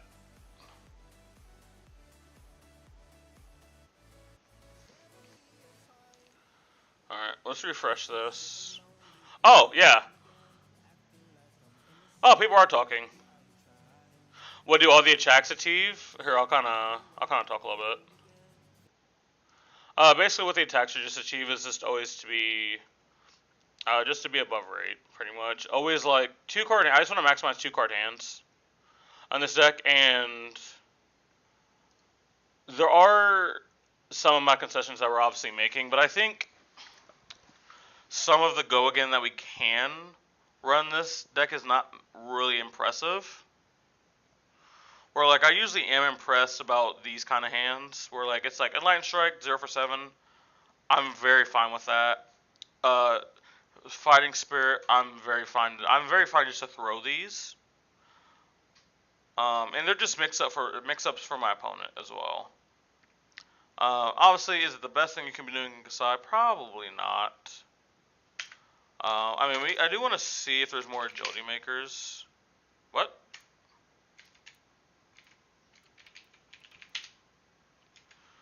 See if there is more agility makers.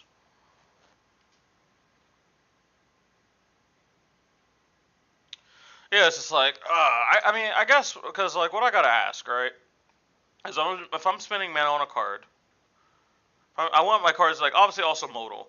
I'm spending 1 mana on this card, it's getting +3, and obviously has the bonus as I block with an attack action.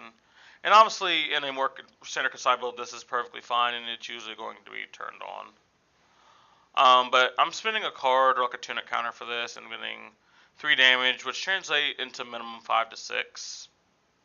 Right, using multiple cards. Where using 2 cards achieves the same thing here, but just more damage. It's just going to be less setup and less synergistic. It kind of goes back to the thing where I am losing synergy, but I'm gaining, like, power. Now, stuff like this, I didn't explore everything that I probably could have. Like, something like this, I think could be decent, but I really don't want to wager in this deck. And then, like, a lot of stuff just is unimpressive. I'm not really down to play a lot of these cards. Especially, like, some of the blues. Like, blue leads for speed might be, like, one of the only ones. But it's like, I'm not excited to play a lot of these cards. I'm just not.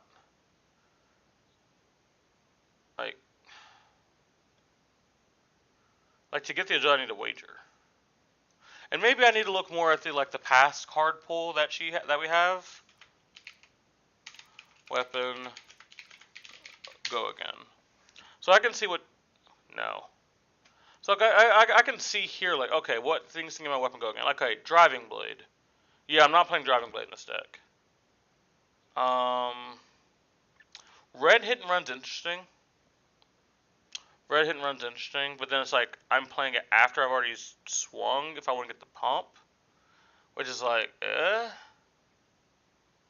Oath still is something I did consider, but it's like, I only want to play when I have this and a Blood in her hands, which is just way too much setup.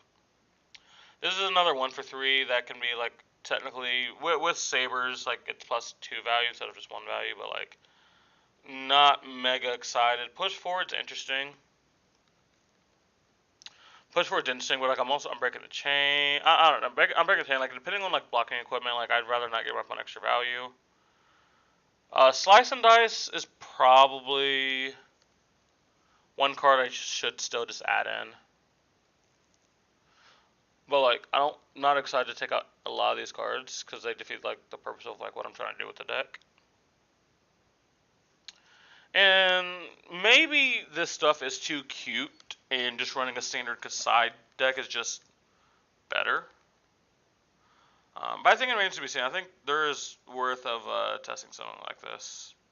It's just saying everything I do is of rate. Now, there is hidden above rate, quote unquote, because you're attacking with weapons rather than actually losing a card. So like you're losing. Oh, someone joined so quickly. What the heck? All right, so this is gonna be more of a standard build. I'll talk more about it later. But see, I figured people were talking. It's around clock yet? Oh, what's up, Hayden? I know you sent me a message earlier. I didn't get to see it. Not thrilled about this kind of hand. It might. Yeah, I mean, I guess it's fine. We just get the block. We get a yellow card in our discard. This Woundedbull is going to be awkward in this kind of hand. Yeah, maybe I should have overblocked. I don't know. Maybe it was fine to overblock. Maybe I'm just arsenaling the spoils.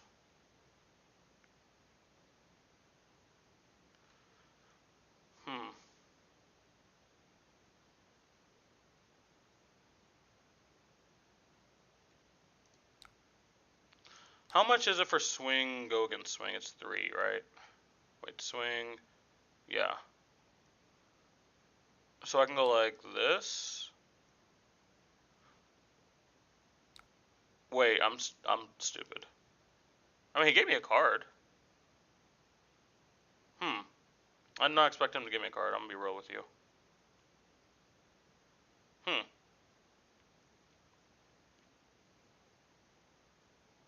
I wonder if there's value of just playing this so I can get it in my graveyard. I genuinely wonder.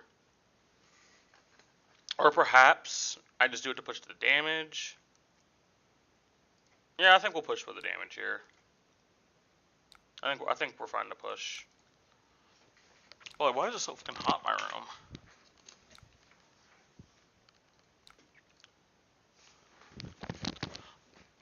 Alright, we draw a Copper Generation after anyway, so it's all good. Alright, what did he just play to get these tokens? Okay, played Smashback, gotcha. Oh, 9 go again, that's lovely. I mean, not really.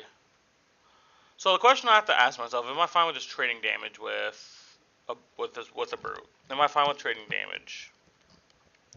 So let me see here. Let me see like what my hand is looking like, at least on offense. So it'd be like pitch out land skirmish. Pitch out land skirmish to play lead with speed. Swing. I'll have 1 floating. Then with Blade Runner? Nah, that doesn't seem great. Maybe it's just lead with speed. Maybe I just block with. Maybe I double block these actually, and it's just lead with speed because I'll go again with this anyway.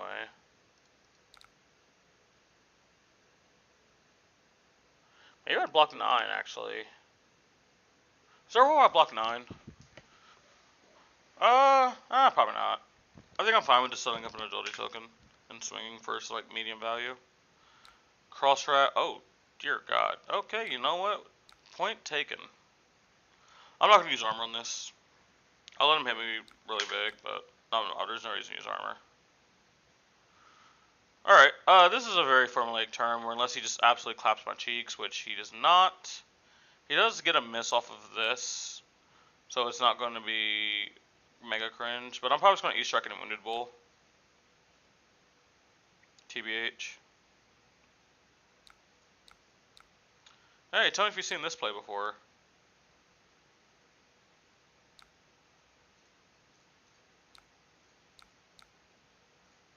Filling up more cards in the graveyard as well. He goes to 22 if he just takes it. So you have yellow, yellow, red, red. Okay, I want some more yellows in there. Okay, he's going to have 2 action points. Plays the Cast Bones. Misses again. We know that he is going to have a Blood Rush Bellow turn next turn. So we know he's going to have a Blood Rush Bellow next turn. So what do we do about that? Do we care? I kind of want to... I think I go like Tunic Leap for speed, send Wage Gold. I guess I could maybe Arsenal this Wage Gold. No, I think I want to. No, I think I want to at least soften some damage up. I just don't want. I don't want to take 4,000 damage. Dear God. Oh, we know he's going to have a Blood Rush. We know he's going to have a Blood Rush Bellow turn. Ah, fucking hell. I think we're just probably dead. Yeah, these are some good draws out the KO. Can't be too upset. Send 10. He'll go to. If he takes it, I'll wager maybe it entices him to block. It shouldn't really. It shouldn't entice him to block. He should just eat it. Already have a goat anyway. All right. All right. Oh. Really? Wait, did he not have a Blood Rush Bellow? Oh, it was this one. Oh, word. So he has a agility token. Obviously, this is lethal, so like we can't just like eat this. Like, what's the minimum I'm fine with keeping? I have an agility, so I block with this 100%. Maybe I block with this, so that's I'm taking 10 so far. Taking 8. I don't think I can get greedy. I think I might have to just give another card. I mean, I guess if I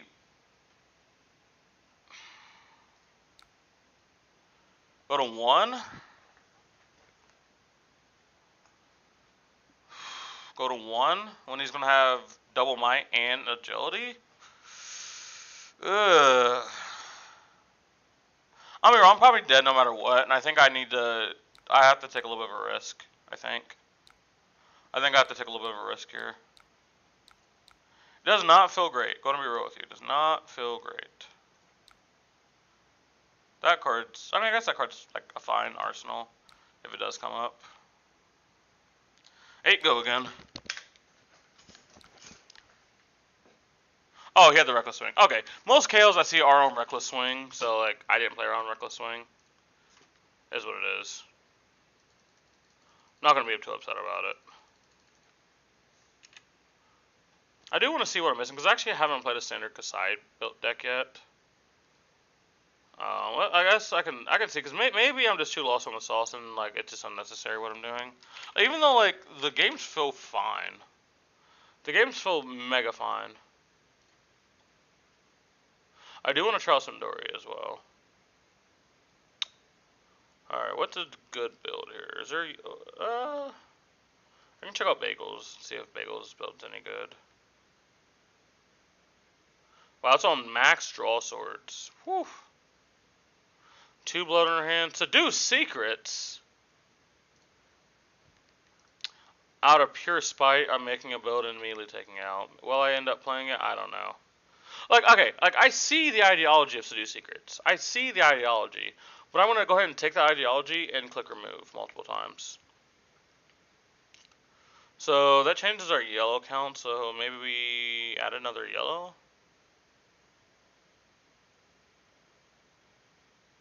Iron Song! Just kidding. It's never gonna be Iron Song. He's on lead with speed, which is interesting. He's not on any copies of lead with speed. I think that card's good. Am I missing something? He's on Slice and Dice either.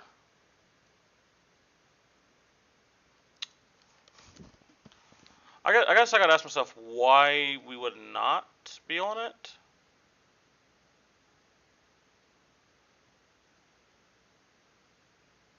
I just like, why would we not be on it? Like if we're actually just playing like regular Kasai. Like I think Slice and Dice is a crazy card. Like look at this. This is +1, then +3. Obviously this is +1/+1, so like maybe we're not on the blue one, but like even the yellow one's +1/+2. Surely. Let me add him to maybe. I can already tell you Tog is in the chat going like, play my build. I already know, I don't gotta look at chat.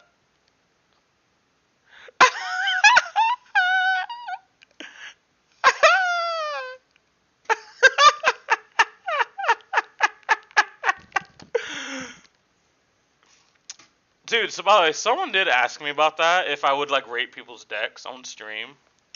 Should we actually do that, chat? Should we actually do that? I don't know. It's like an interesting idea. Just like, but like, here's the thing though. I'm just gonna say, play this person's build because this person's build's really good. Like that's kind of all we're gonna kind of be at least my opinion. I don't like this card. We have to break the chain for it. Like, and like it seems small. Like what I'm saying seems very small. And like maybe for the go again is like the most important part. And like I would have to look at how much go again that we have without it. Okay, before I say anything, how much go again do we have without it? We have 3, 6, 9, 12, 15, 18. This is not, it don't need the reprise, right? Yeah, 21, 24. 24 cards with go again. And that just makes it 27. But like if I take out this card, oh, he's on Rainbow Hit and Run.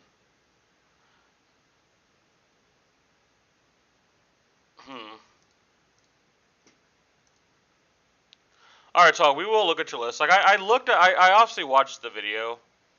I do not remember the list off the top of my head though. There's probably no way to figure out how much just go again cards I have, like actual cards with go again in there. So I run for 6 cards. I really like at least red Slice and Dice as an aggressive option. And then I replaced a yellow.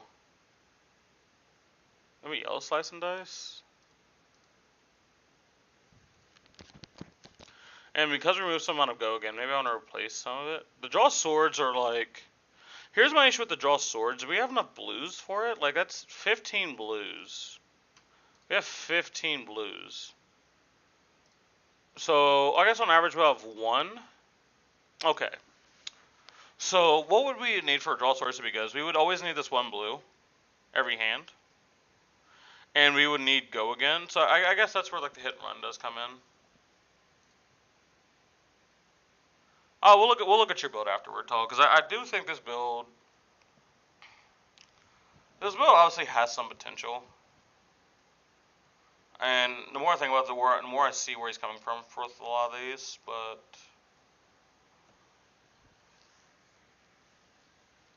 I do wonder if there's just too much Kool-Aid involved. 15 blues just feels so awkward with 3 costs. But I guess maybe it's fine even if you pitch like a yellow and like you have an extra resource with the grains. But the thing is, with less blues, you're less likely to be able to have the mana for grains. Also, your only copper generation is 3 spoil 3 outland skirmish. Like you're only running 6 things that make copper. I feel like there's just too much tension. Well, not enough resources to do both. I think both are very powerful though. Like that's my thing. I think both are very powerful things you could be doing. We'll play this one time. See how it feels.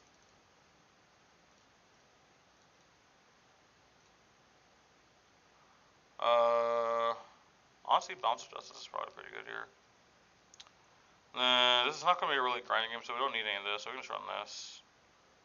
Alright, let me find your build, Tog. Actually, Tog, if you're still here, can you post your list in chat? Or can you do it to me on Discord? Yeah, do it to me on Discord or put it in chat, Tog. Oh, we're just starting off like that, are we? Alright. I can block with this because I'm probably going to get to have go again. He's on this, which is mega interesting.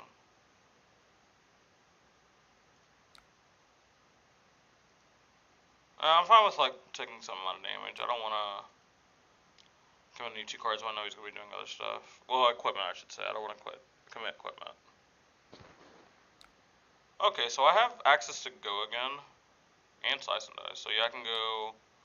Just my swords are free. Ooh, nourishing is interesting. Oh, if I just had one more resource, that'd be so killer. I'm fine with like foregoing an arsenal here. I think we're gonna be able to do something powerful enough. There is potential where I just let the first thing happen and like I pretend I get him to maybe if he like undercommit. Well, let's see, because like there's a world where I just like use this as bait and then like use them into grains, but I think this is probably just all free. I think he's shown that he's probably just not gonna block any of it.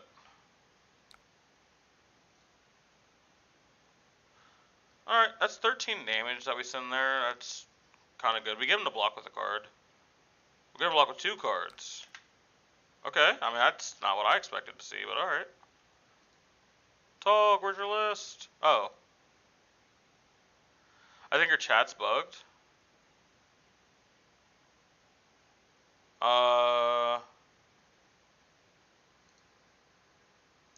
There it is. There it is. I have it only on top, not live. Rate mine. Draw sword is more awkward than good. That's what I'm pretty sure. Like with not a lot of blues, I just don't see where you're getting enough value consistently. Okay, no slice and dice. So we're kind of like drawing pretty healthy here. So I can't really complain. See if we can get this gold token.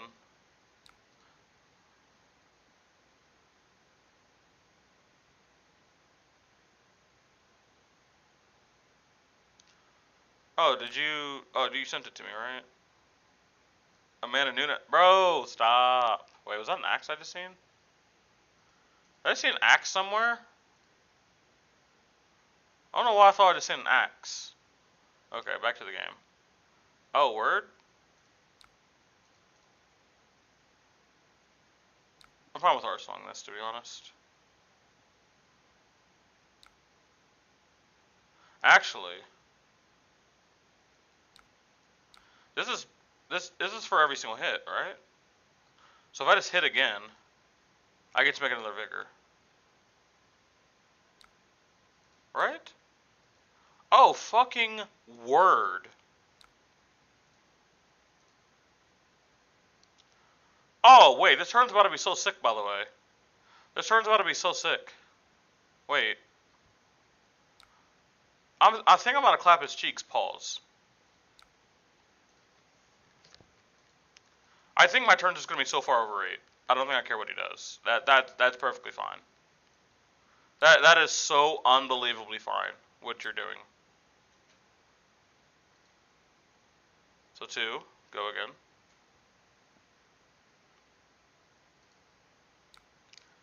Yeah, I think that was the issue. I had it on live chat. Okay. We should be good. We should be good. Blade Flurry. If I want to make a vigor, I think we can, right? Yeah, we can. Pretty sure we can. Because now I just swing this. Wait, am I slow? I don't think we could have made a vigor. Whatever, it's fine. It's fine. It's fine. It's fine. I messed up a little bit on the Sigmund thing. It's fine. I'm just bad at the game. It's all good. I'm bad. Blocks with a Berserk. Does not block with Berserk. Oh, this hand's about to be so fire. So like, I can't. I have to attribute this to drawing well. Like, I'm obviously not like no shade towards the build. I am drawing very very well. And like I've drawn 3 slice and dice so far. Actually, my even before. Because I got this is my 4th slice and dice and the 3rd red. Like slice and dice is just a messed up card. Test. Okay, yeah, chat's good. Chat's good. All right. Unless this is a swing big, you're about to get clapped, dog. Oh. Okay, it's swing big. We'll still just save him live, just in case he might have like a random crack turn that just like blows our back out. Pause. Let's be a little cautious here. Whoa, blood on our hands. That'd be really cool if that's a freaking copper. I haven't drew 1 Spoils of War. Like I said, I know Tog doesn't like the blood on their hand stuff. I just think it's really good, especially into your slower matchups. I do think you need to supplement with some attack reactions or just really awkward pumps to send at your opponent. Yeah, I just do this, right? And now I go like this. Now I send this. And then I look at my opponent and just be like, well, what do you plan on doing about it? We're going to lose some amount of value this turn. I really want to send this Nourishing. You guys don't understand how badly I want to send Nourishing. But I just can't. But it's fine. It is fine. If we ever have like a really bad turn cycle... Ooh.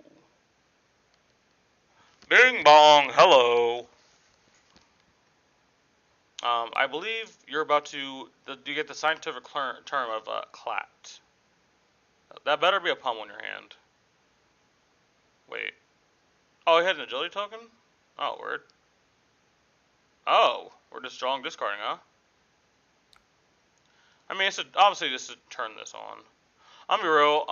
I'm going to just go for the big shot here. I'm just gonna kind of hope he doesn't get to do much. Unfortunate. Wait, why is this on?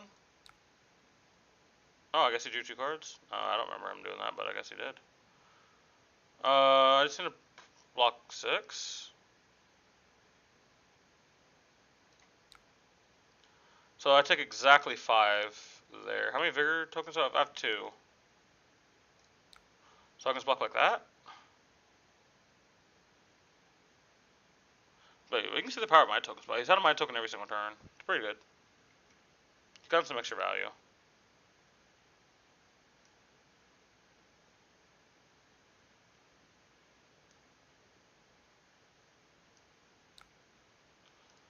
Okay. Wolf at 3. Do this. Drew a blue. Amazing.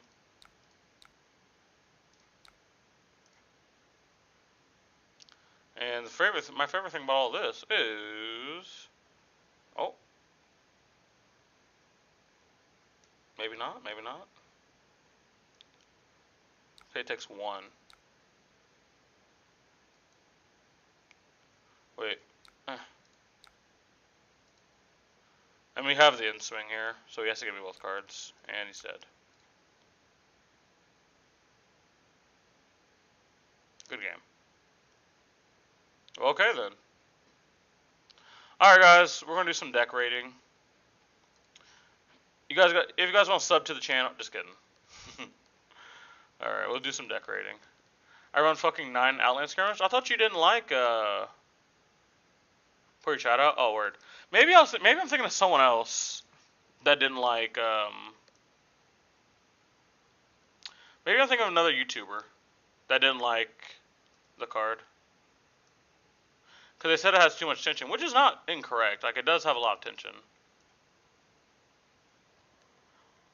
Like, yeah, like no one else likes them. I thought it was you, but I guess it's not you based on what you're saying. It wasn't you. I mean, okay, so there is one person I have seen talk about it, and obviously Nathaniel Crawford. He's a smart guy.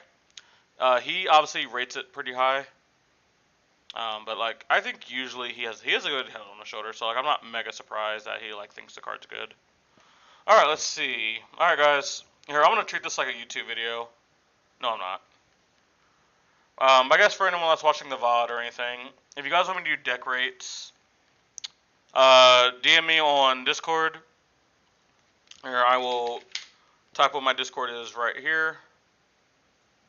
You guys can send me your deck and I will rate it on stream at Sifn #4712.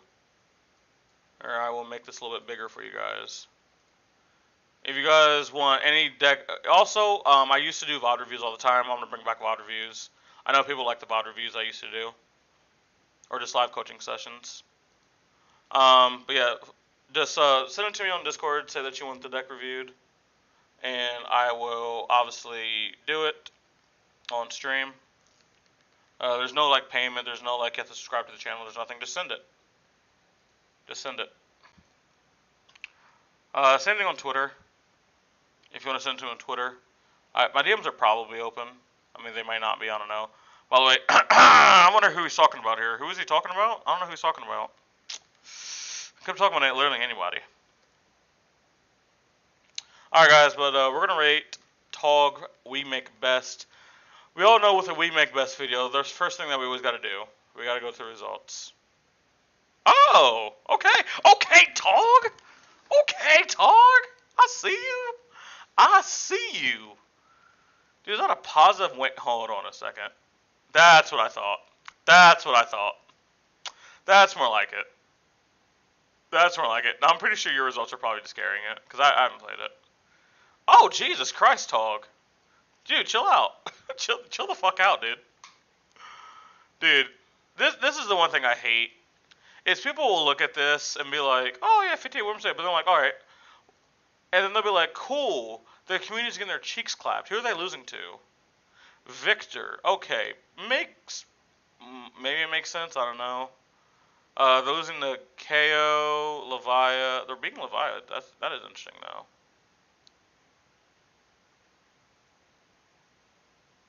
Victor's a free win. I mean, maybe. I don't know. Maybe it is. Hey, hopefully I'm this lost. Hopefully that's me playing OTK Viscerai. Actually, hold on. Let me check. When was the Viscerai? 11 turns? Yeah, that probably wasn't me then. Oh yeah, this wasn't me. This was actually a person playing the hero correctly. But alright, we're gonna get into the deck review. First, let's look at the stats. I want to make sure we have a balanced deck. What does the kind of deck kind of want? Obviously, the deck wants kind of all three colors. That is the one issue with Kasai. Is she obviously wants... By the way, can we talk about how beautiful the Marvel is? Can we talk about it? Can we talk about this for a second? Are we... What? What? You know what? I don't want to talk about it. Whatever. Get off my screen. But dude, this is so beautiful. This is so beautiful. But obviously you want reds and yellows for the Kasai ability. But you're going to want some amount of blues, obviously, so you can be mana positive when you crack gold. Obviously, some of your stuff isn't free. Not like everything is just a no pitch. Like, you're not a Cheerios deck. You will need some amount of blues. So, what is the ideal ratio of what we want in all of our hands? It's hard for me to tell at this point in time. We just haven't had enough time. Obviously, the blues do become a little bit less necessary if you're on something like grains, because as long as you can continuously chain the grains, as long as you have one extra resource on a turn cycle and you hit at least once, you're good. Your next turn's floor is going to be much higher. But obviously, double saber, yeah, that makes perfect sense. Hot streak is something I've seen people fool around with. I don't think you need it. I think you'd rather, the decks that you're trying to attack are going to have attack actions, and so these are always going to get max value. Quicksilver Dagger is a bad card. Don't ever play Quicksilver Dagger, or I will just hurt you. This is probably the most interesting thing in the equipment slot is the headpiece. So there's 3 headpieces, well, 4, really 3 that you can run. You can run obviously run Crown of Dominion, Crown of Providence, Balance of Justice, and whatever her specialization is called. It's that bad that I don't even know the name of it. But those three that I named previous are the most standard ones to play. If you're leaning towards Crown of Dominion, you're probably on a really high raise army plan, or you're trying to snowball very early. You're trying to get that gold going early and have those efficient certain titles early. Is that where you want to be? Again, undecided. I do think Crown of Providence is at least good enough to be in a board if you're scared of Guardian. But I've seen from a lot of Kasai saying they have a very good Guardian matchup.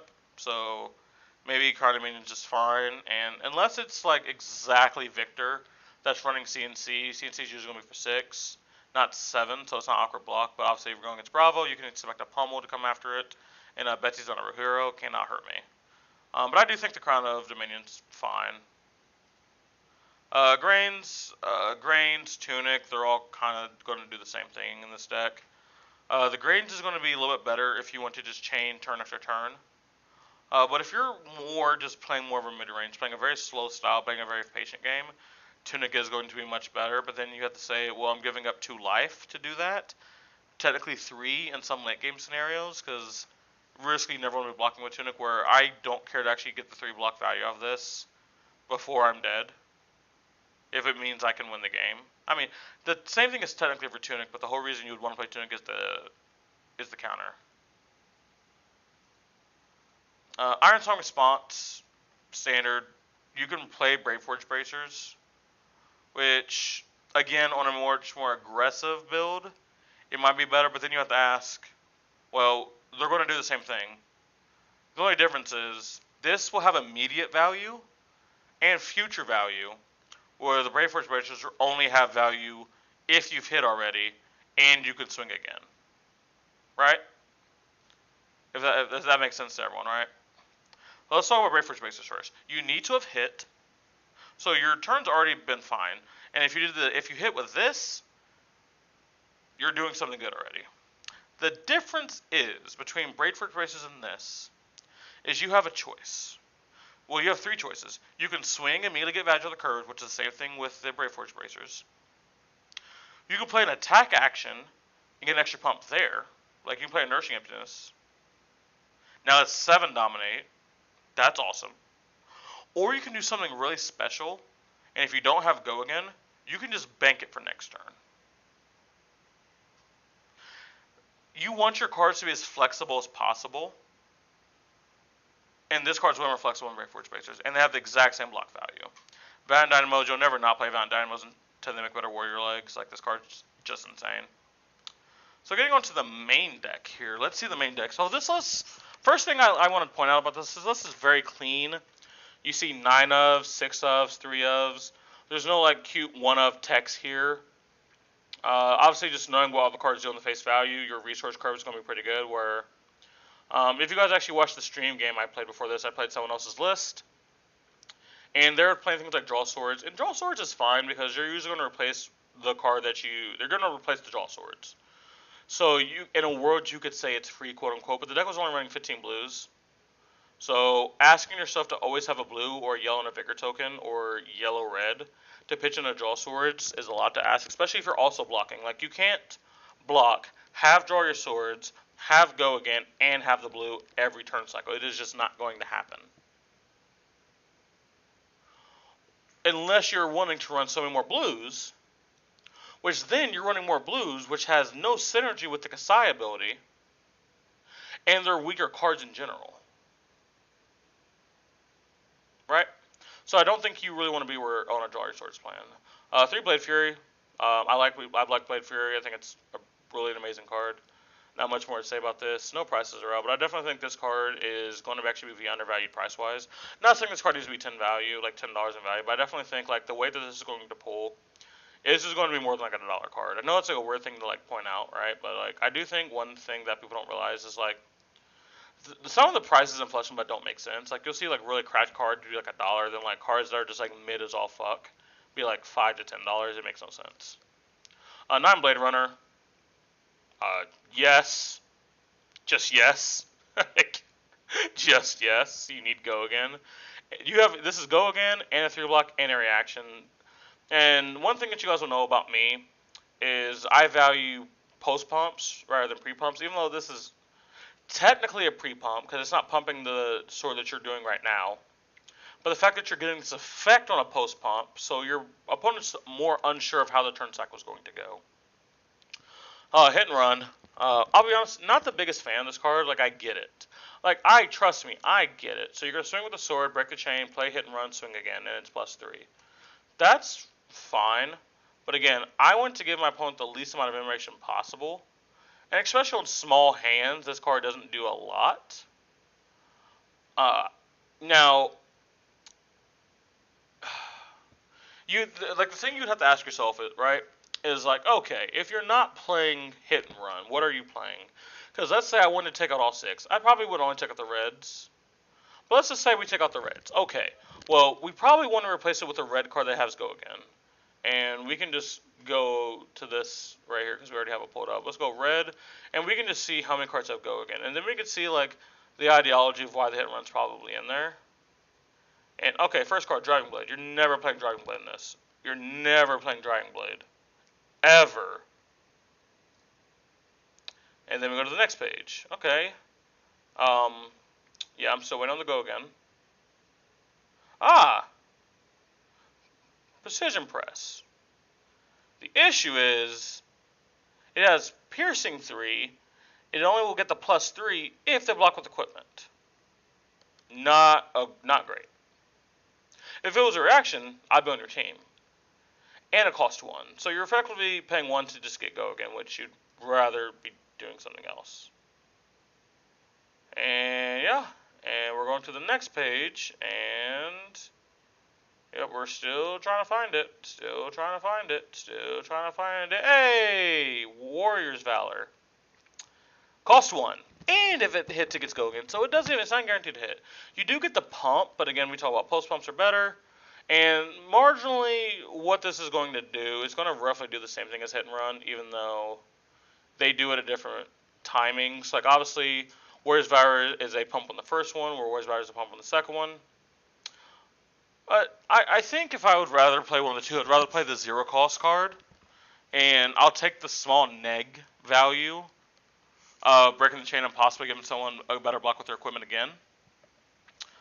But I do wish it was a better card to replace this card, because I don't think this card is very impressive. In the swing, card's pretty good. It fits in your game plan. You always want to be swinging twice. A 0 for 3 on your second swing.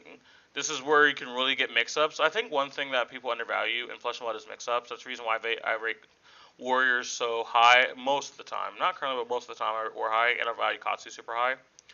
Because what's stopping you from going, let's say you have an agility token, swing with a saber. They give you a card, they don't give you a card, cool. Then, play pump, activate Iron Song versus swing, play in the swing. Now your opponent's probably in a fucked up situation because they didn't know how they should probably block. They possibly even took 2 free damage on the turn cycle. Possibly more if they try to like exactly block your saber. Now they're taking 3, so now they're taking like 5 on the turn cycle. While also you got cards from them.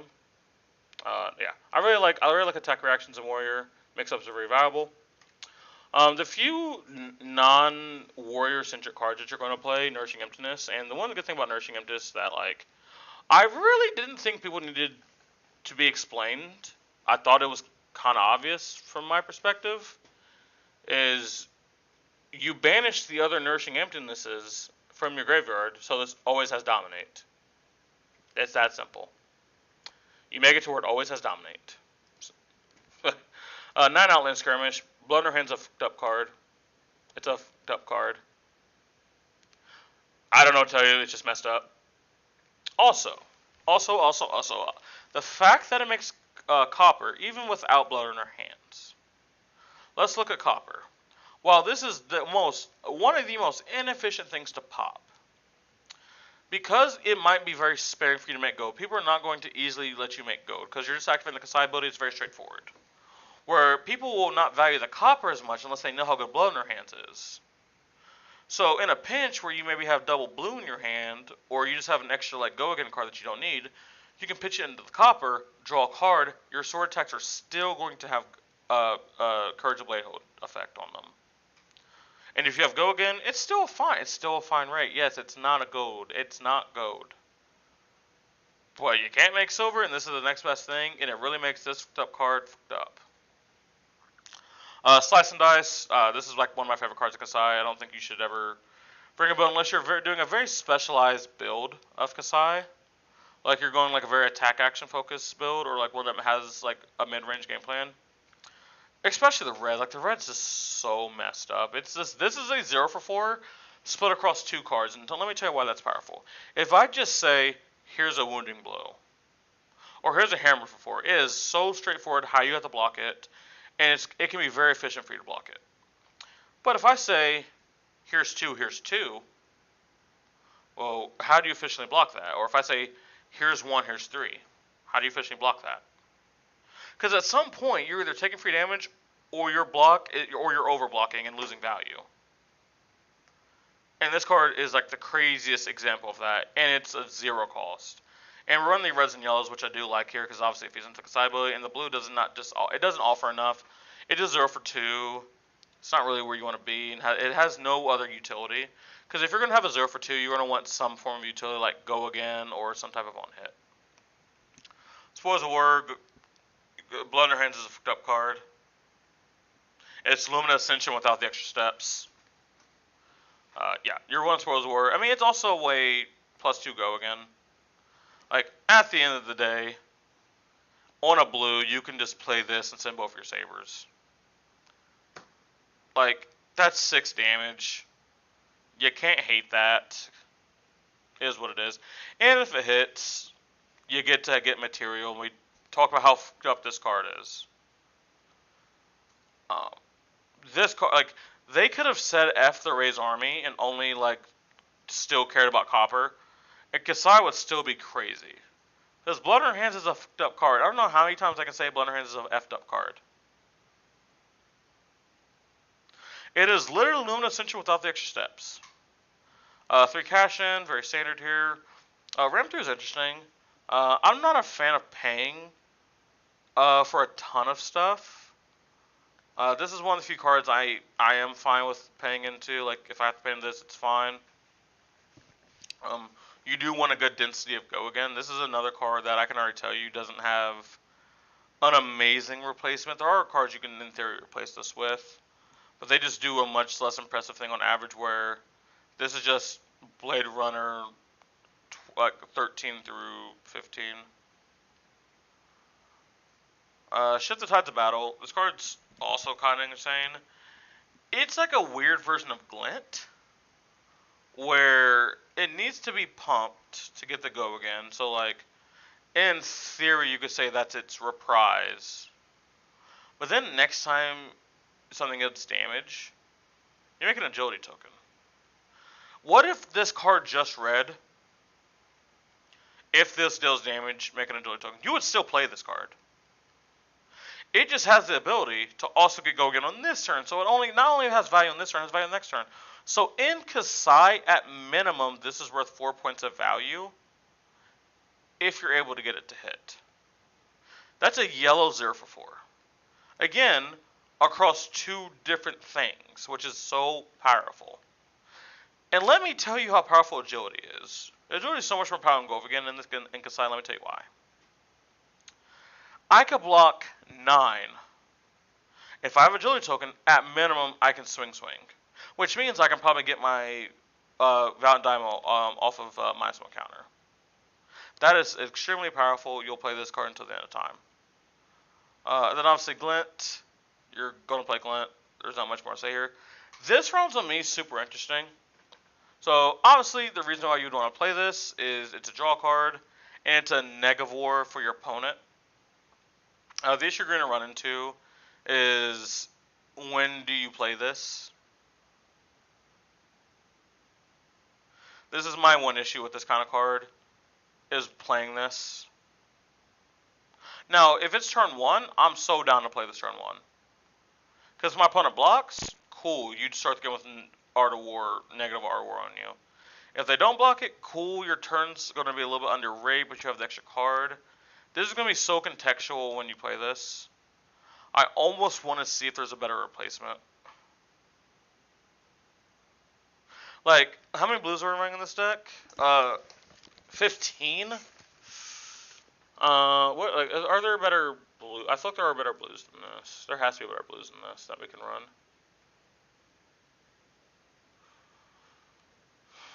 I mean, I personally like Goblet. I really am I'm a Goblet enjoyer. Obviously, it's a 2-block, so it does lose a little bit of value, but I'm definitely a Goblet enjoyer. Iron Song, I'm a really big blue Iron Song enjoyer. You already. Oh, this is my build, huh? I was like, you need to bring Outland Skirmish.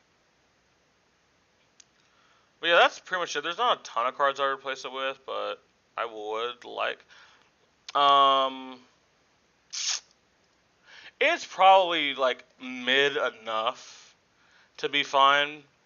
Because like you have to ask, okay, is the card I'm giving my opponent greater than, equal to, or less than the value of me getting an additional card and my sabers being free? Because your sabers are going to be minimum 4 points of value as long as you have Go Again. But like, let's say in a world where you don't have Go Again. You're going to draw a card, that's 3, but unless you can use it, you're just swinging 2. Your opponent could just block with the card that they got, and then they have a -4 on their turn. I mean, the more I talk about it, the more fine it probably is. Because, like, either it translates into free damage for you, or it just a -4 for your opponent. It's probably fine. You know what? I think it's fine to make the cut, but I definitely think this is a card that we want to keep an eye on. It's a dangerous card. It is a dangerous card to play.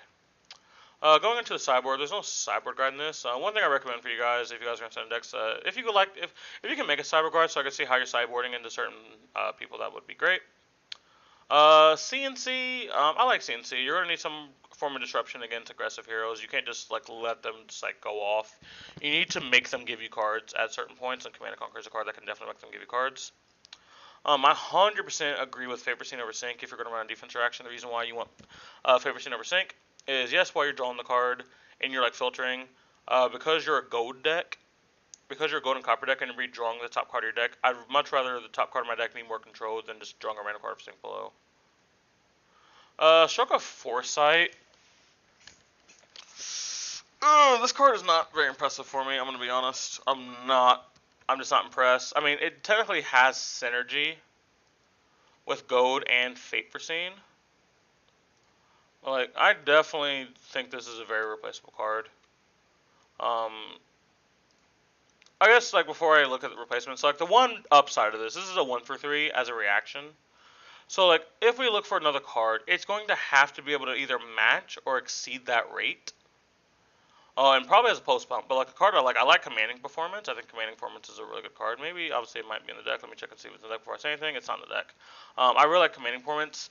It's one of the few pre-pumps that I really enjoy playing. And I don't think enough of the format is non-blocks and just block cards and D-Rex for this to not be turned on so much at the time.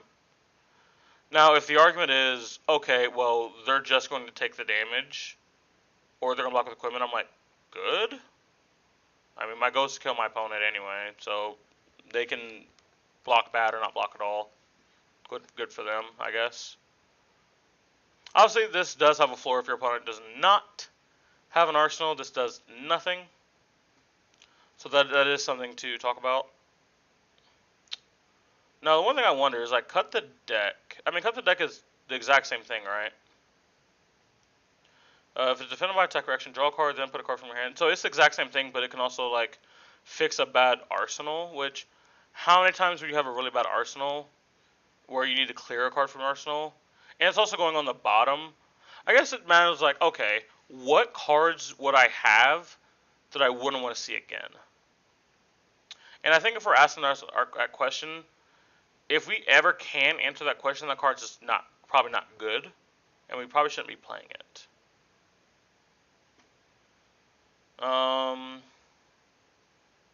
Engage Swiftblade is not bad, but then again, you're giving agency to your opponent. Like, both of these are just +3s. with some added utility. But this specifically needs to be blocked by an attack action card, so it gets turned on by less. Again, even though most of the game is attack action cards, the small percentage where you could get got, I don't like. This card I've seen some concise play. I'm not a major fan of this card, but it is, I guess, something to put in notice. Iron Song Response. I'd rather not pay for my reaction if I can, but again, it has reprise, so it's a conditional +3, not an always +3. Alpha Blood is like the same thing. Actually, I like Alpha Blood. I like Alpha Blood a lot, actually, especially because it's your next one also gets pumped. Yeah, I think I'd probably run Alpha Blood over Stroke of Foresight. I mean, Focus Foresight can be very good for like fixing a future hand, but I think turn-to-turn math, I think Alpha Blood outperforms. But maybe just the utility on Stroke of Foresight actually could just be good enough. It depends. It obviously just depends. There's worlds where both are. There's worlds where both are playable. I think Alpha Blood edges out a tiny bit, but the issue is when you play both of their max potential. Like you say, okay, Alpha Blood at its max potential, Stroke at its max potential. Stroke is much better, but I think the floor of Alpha Blood's a little bit higher.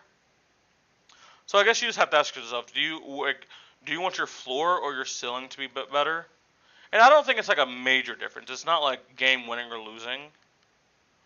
I do think you would probably win more games because of Stroke than Alpha Blood, but Alpha Blood will just be more efficient. It's a really weird mix. Like I know I'm kind of psyching. It's a really weird mix. Like it's probably close enough to where you pick your favorite and you go when you move on. Overpower is extremely bad. Plow through is a pre-pump. Precision press we already talked about is bad. Puncture is interesting. Puncture is very interesting, but it has no utility on it. It is just damage. But I don't like a thing like Out for Blood, where it's almost always going to be 4 points of value. This is normally going to be 3, because for you to get the 4th point, they have to be blocking with equipment, which means you're probably doing less damage anyway, unless they're perfect blocking it. But yeah, that's probably, there's probably not a lot of cards you could probably place with this. So this is probably fine enough, but it's one of those cards that the moment a better card comes, you would immediately replace it. To Ray's Army, yeah, I think because you're willing to just pitch the first one, and you're not all in on this card, because you're gonna, okay, you think, when are you wanting to play this kind of card, right? If you're wanting to play this card in your very slow matchups. If you're wanting to play this in your slow matchups, you don't care to pitch the first one. I think the third one is just like to make the deck look neater. Just maybe if you're going into a hero that has enough disruption, and you're just really reliant on playing Ray's Army, maybe you play the third. But I don't think that's true, because again, you would for that scenario to happen, it would need to be in your hand. You would need to block with cards. They would need to probably have a pummel, and you'd have to not be able to discard your other card because your other card's better. But into the deck you're playing Razor Army into, Razor Army is just the better card. So yeah, I think 2's fine. I think three is obviously safe. 3 is obviously safe, and you can get a little more lazy with pitching it and maybe blocking with 1. But yeah, I think 2 is just neater. 1 Remembrance is fine, just to recycle your cards, like obviously like a Razor Army, like some of your attack cards, like a Blood in Your Hands, like a Cash In. Yeah, I think 1 Remembrance is just fine. And then Balance. Balance Justice is going to be the weirdest card going forward. It's like how many decks played and how much you should get out of it. It's because here's one thing people gotta think about: is anytime you add a card, you have to take a card out. What card is this replacing in most decks? I don't know. Like, I would have to know what a Kasai deck would have looked like in theory before heavy hitters to know what you would be taking Balance of Justice out for, like, quote unquote. Like, for example, most victors are just playing Balance of Justice and just saying, if it's 2 block, that's fine.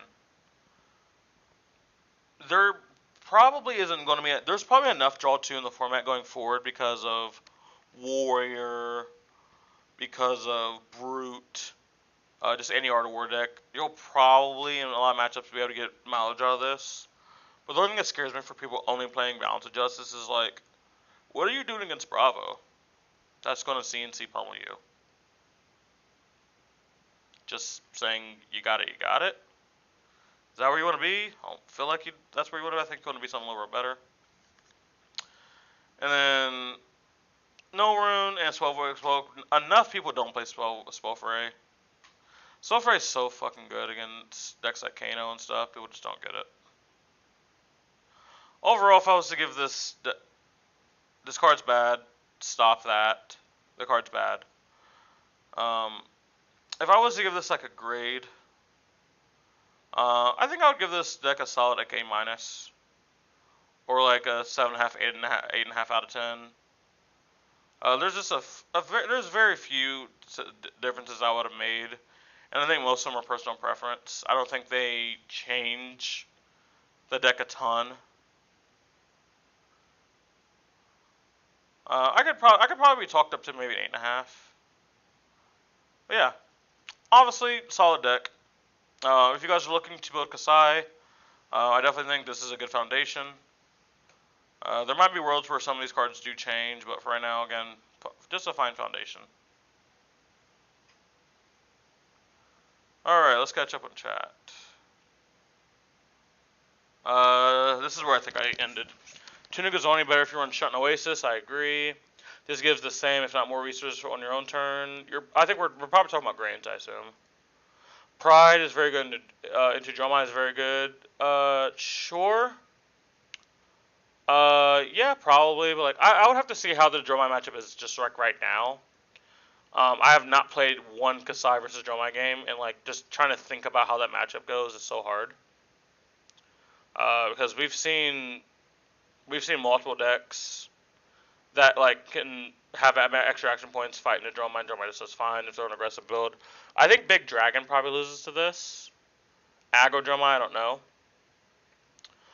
Nope. I don't know what that's about. Stroke Draw is infinite times better than Out for Blood. That's just incorrect. It is situational. Like, in a late game scenario, I'd rather have Out for Blood, where inches matter, like, on the actual turn. But, like, again, like I kind of said, like, overall in a game, Stroke will probably win you more games, like, in a whole, more than Out for Blood will.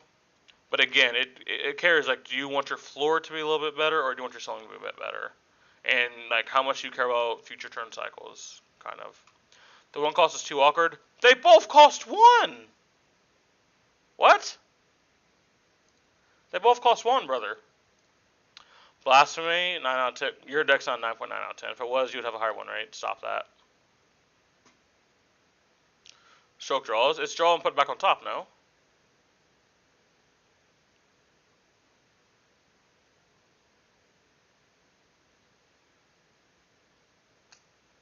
I mean, word, I guess? Okay, so you're valuing playing this on the first attack, and then making your second attack free, so you're cheating an extra resource. I can get behind that. But I think your deck, I don't know. What's the thought behind Stroke instead of Stack the deck? Well, Tog, this is your deck, so Q&A for Tog. Stack the deck, I think I talked about it. That's the one that can touch Arsenal, right? I believe that's the one that I looked at. What? What?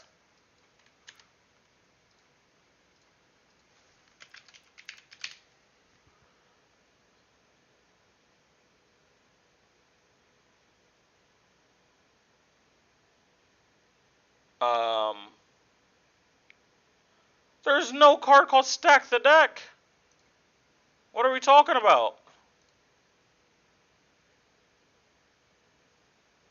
What Stack the Deck are we talking about?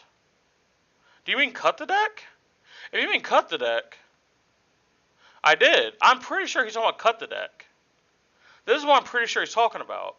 And we already talked about this. I did talk about this, right? Is yes, in theory, a lot of times to do the same thing, but here's the key differences. While yes, the majority of the format, no, you're good, man. The majority of the format is attack action cards. Yes, absolutely yes. But there's more agency against this. Like there's more ways your opponent can play around this. Where reprise is reprise. This has to be an attack action card, and like it's going to the bottom. So you have to ask, okay, if I have a card in my hand, I don't want to see it again, or for a while. Then you have to ask, if that's what a card is in my hand, why do I want to play it? Like, if I have a card, I should be like, cool, I want this card at some point. This is like, no, like the Arsenal, getting rid of the Arsenal is like potential if you have like a really bad card in Arsenal. But again, with this deck, there's not a lot of cards I don't like arsenaling here. I like arsenaling most of these cards. So at least in my opinion, that's probably why you would want it. Anyone else in chat? I will be taking deck request if you guys want a deck. What's it called? Wow, what's it fucking called? Reviewed. Wow, that was hard. Yeah, they already tried to not block with attacks, yeah. But if no one has anything, we'll try out Tog's build one time. We'll probably just lose with it, just fuck up his win rate a little bit. Actually, we'll make it our own. Because if I just randomly start trolling, I don't want to fuck up his win rate. But yeah, if any other one has any decks or any same time, this is kind of just like free because I already did the topics. No, I'm not playing Riptide. No, do not bring up Riptide.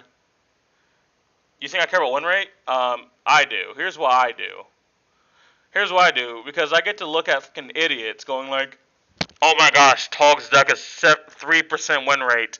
He's a fucking trash YouTuber. And I have to sit here and just be like, Isaac, don't fucking say anything.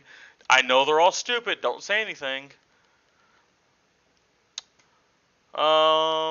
Let's see here. I also like I like CNC versus Levia. I like trying to disrupt her if I can. It's just like, what am I taking out? Wholesome, actually? Well, yeah, I don't think you understand. I care way too much about a lot of things. I don't feel like fucking Cyborg. I'm just gonna put him in. I don't give a fuck. I don't like using brain power right now. My brain hurts. Oh, this is a fucking hand, isn't it? Hey, you trying to give me some armor like turn 1, brother? Like, what are your thoughts on that? Just give me armor turn 1? Just give it to me turn 1. No, yes, I know what people are gonna say. Oh my gosh, you're letting Levia put cards in her arsenal or fucking graveyard. It's gonna be 1 card. This, if they really just want to block with this now, they get 1 card. And I get to have a big hand. Get fucked. Also, starting off our graveyard. Hey, this is a fucking hand and a half, isn't it? This is a hand that we have. Your sleeves are sick. Thank you. Hey, my boy Dagon, bro. Let's go. Everyone likes the Dagon sleeves, but this hand's fucking crazy. This hand can do so many different things. Like, I kind of don't know where to start. That's what I like to call it, good tech footing right there. Word. I'm so tempted. Okay, let me actually, let's think about this logically, what we're likely to do in our turn. And what we're likely to do in our turn is fucking use all of our cards. I'm fucking sending it. You cannot tell me. I should block with least out Nymo. Oh. Well, is that right? Is that fucking right? What do I value most of all these? Honestly, Blade Runner's fine. But, I have to pitch for it, which I'll have a floating resource, but I'd rather put in Iron Song versus. So, like, I like In the Swing paired with this. I really want to make copper. Obviously, I'm not going to use my fucking equipment. Except this, if anything. Mother... Hold on. Alright, so let me think of my hand. Maybe... So, like, I definitely want Outland Skirmish. Maybe I just don't give a fuck about In the Swing. And I just block with this and this. And I just use this to have go again.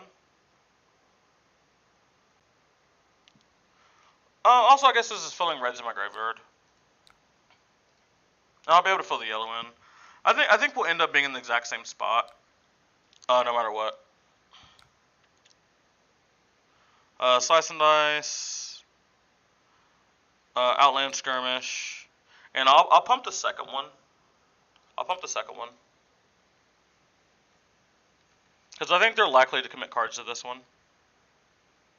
And I really want the one-hit effect. And also, if I can save it for next turn, so I'd much rather be in that kind of spot where I have it next turn. Oh, word? Don't be weird. Don't be fucking weird. Oh! Don't be weird. Don't be weird.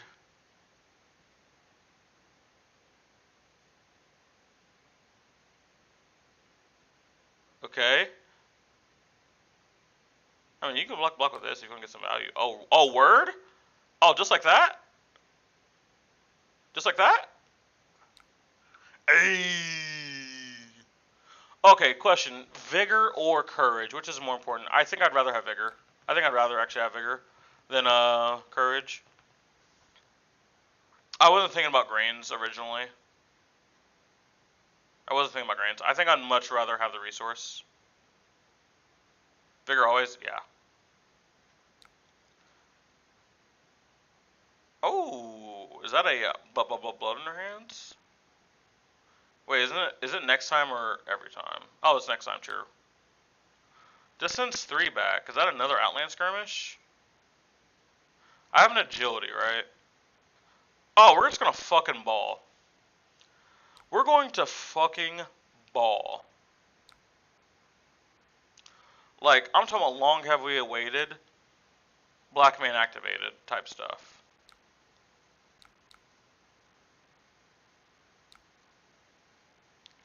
And like with 3 cards in hand, they literally have no idea what the f is about to happen. Why am I being hunned in chat? Why am I being hunned in chat? What do you mean, huh? Don't fucking hum me. Do not hum me. That's actually insane. I'm being hummed for no fucking reason. There's actually no reason I'm being hummed right now. That's the most insane thing I've ever seen in my life. I'm being hummed for no fucking reason. By the way, hey, you want to speed up a little bit? You don't have like 30 minutes to an hour left on my stream. Are we hitting? Hey! We're hitting, boys.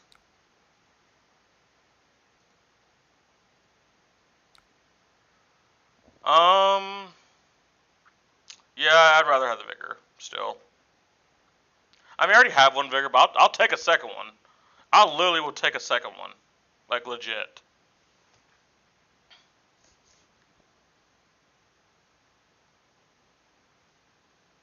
If I had 2 resources floating, like I had 2 vigors the previous turn, I would have paid into it. But yeah, I think this is just insane. Yeah, my hand's just gonna be insane. Now I only have 2. Like, Spoils of War is gonna be what I wait on. But like, the biggest question is like, how many copper am I willing to have to send this? Let me remember. Restoring for each copper destroyed, you may choose a mode. Yeah, so I'm gonna want to wait till I probably have 6. I think 6, right? If I believe right, it's 6. 4 minimum. So it's probably what, +1, and then go again. Probably. That's probably what it is. Should I block with one you arsenaled? No.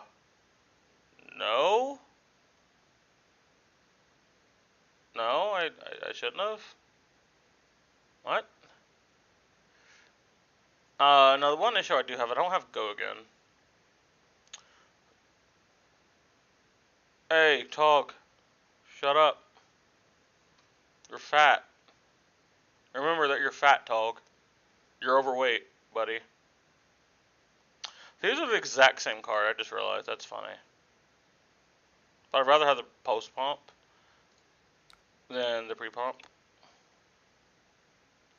You're not 6'2". Wait, what the fuck is... Bro, we're in the fucking United States, bro. We don't know what this means. Well, you know what? Let's look it up. Let's look it up. 165. You're 61, 65. Yeah, get the fuck out of here. I'll bully the fuck out of you in real life, bro. Chill out.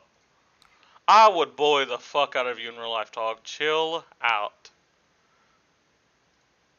Oh, wait. Fuck. I have 2 resources flowing. Damn it. Do I spin a goat token? Maybe I spin a goat token. And I just look for Gogan. But like this year's goat's so valuable. You're one of those guys on it? You know I'm a fucking unit, bro. What do you mean? I am a fucking unit. Man, here's the issue. If I spin this goat token and it doesn't translate into Gogan, I'm so fucked on value, like, for a few turns. And this year's he only sent 3. Like, he only sent 3. Oh, this is so bad. Maybe I just send the Command and Conquer and just I just go fuck myself. Maybe. I just think if I miss on Gogan, it's just too risky, I think. Yeah, it's just too risky. Use both as Gogan? What do you mean use both? Wait. Oh, shit, you're right. Oh, yeah, I can do that.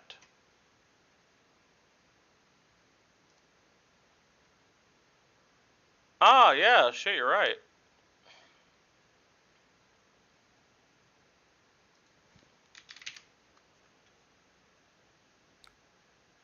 The fuck do you mean, hey now? What does he mean, hey now? What? Literally, what? What could you possibly fucking want? Man said, hey, wrong chat. Yeah, alright, dog. Alright, bro.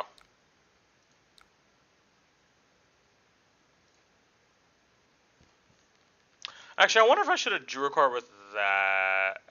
No, I want to get my go-to. Huh? The fuck are you flashbacking for? I knew, if I just knew he was going to make that dumb play, I would have played different. What the fuck? Huh? Nah, that's insane. Why are you flashbacking? You're 20. You're in the fucking 20s. Oh my gosh. And I'm gonna lose to this guy too. Oh my gosh. I can hate it. I hate it here. I actually hate it here. Oh. Yeah, see, I'm gonna fucking lose to this guy that flashbacked me for no reason when he's, you know, it's fine. It's fine. It's fine. I'm fine. I'm fine. I'm fine. I'm so unbelievably fine right now. So, like, an ideal world, I'd like to block 6 and just send the Command and Conquer. That would be, like, what I would like to do. But, maybe there's a world where I block with the Command and Conquer in this, and I just send Blade Runner send. Oh, we're just send packing, huh? Wait, that's the only thing you're doing this turn. Wait. Wait, why... Oh, okay, question. Am I letting him just...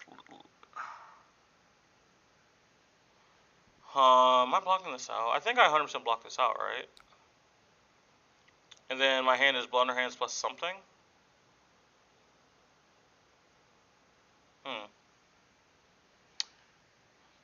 I don't think there's value in blocking with equipment here either. I mean, he's on a Blood Rush Bella turn, actually. Maybe there is.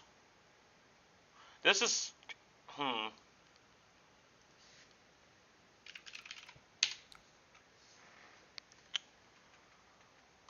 only playing.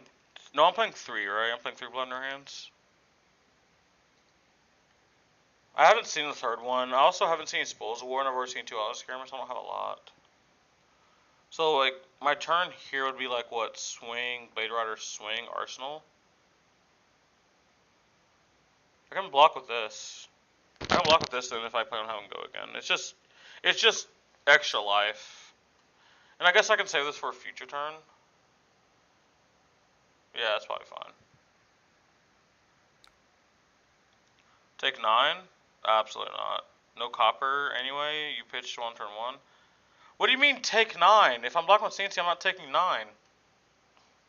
You good? That was a weird Blood Rush Roll turn though. I mean, I guess he just got unlucky. Like, I think I'd rather just Claw there now. Maybe I'm wrong. I think Clawing is just better.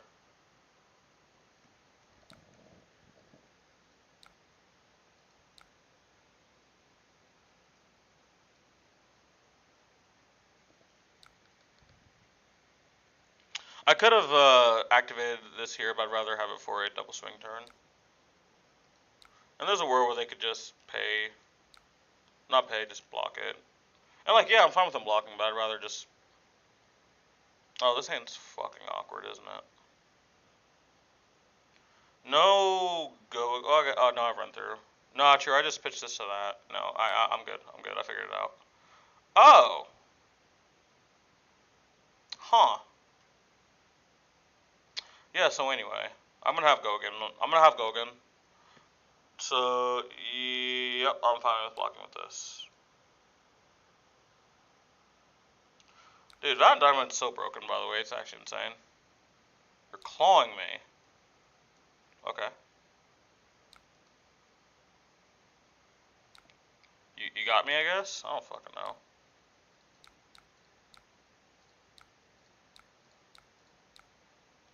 Oh my god, that's a slice and dice versus a run through.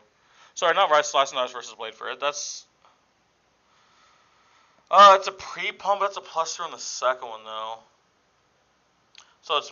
I think Blade Fury slightly edges out here, I think. I think it slightly edges out. Well, I guess I'm arseling one of these, right? Because I'm pitching to this.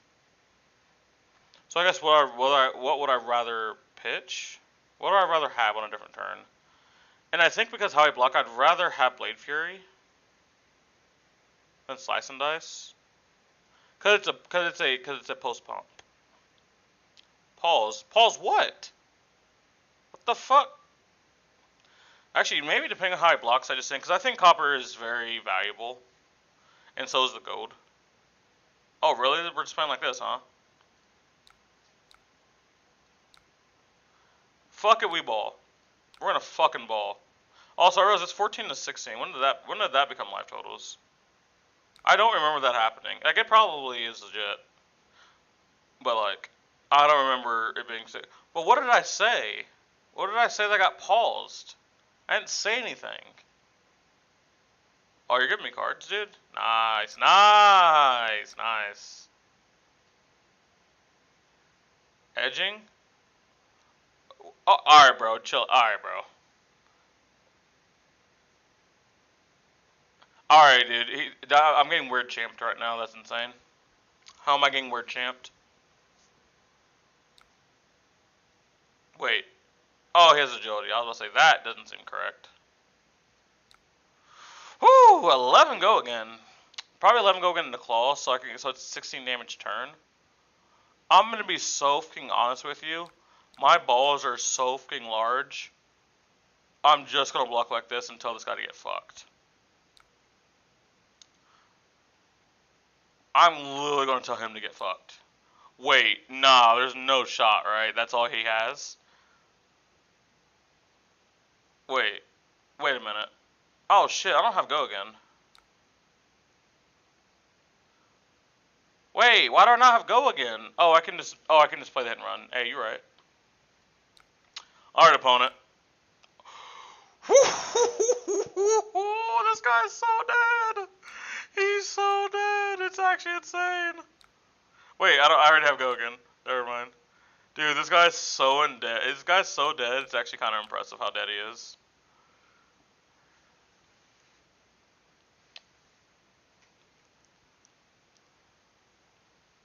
Yeah? Yeah, talk to me about it. Yeah, talk to me about it. Yeah, you taking one? Yeah, dude, I'm still gonna fucking do this, by the way, because I can. Literally, because I can. It's so unbelievably bad, I could just send the CNC. But the issue that here's the thing that you're not understanding. Do not care. Just kidding, I'm still gonna throw the CNC. Obviously. Obviously, I'm still gonna throw the CNC. Unless this just kills. Hey, hey, buddy. Give me the rest of those cards, even if they don't block. Give me the rest of those cards. Yeah? Oh, okay. You know what? I want to make this painful. I'm going to swing again. We're going to make this as painful as possible. CNC. Dead. Dude, who out here saying Levy is like this broken hero? Like, bro, who went on Twitter earlier and, like, caused a big fuss and had, like, 4,000 people, like, talking about it, dude? Like, who the fuck was that? Let me go on my timeline.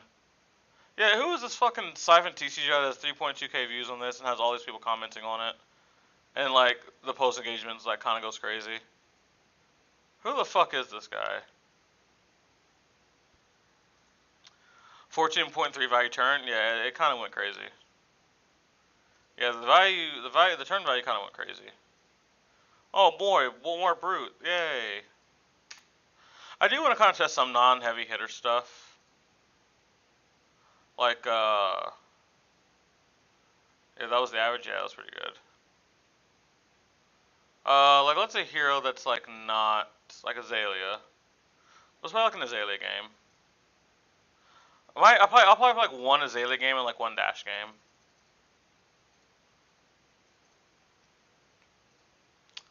Alright, I'm gonna be real. Like, Katsu's, like, my fucking bane of my existence. Katsu's literally the bane of my existence. I don't know what it is about Katsu players, but they somehow always just mind fuck me. And I can never block well against them. Even though I used to play a ton of Katsu. Even recently I played Katsu. And I just fucking can't for the life of me. I swear, if you fucking dagger me and pass, I will scream.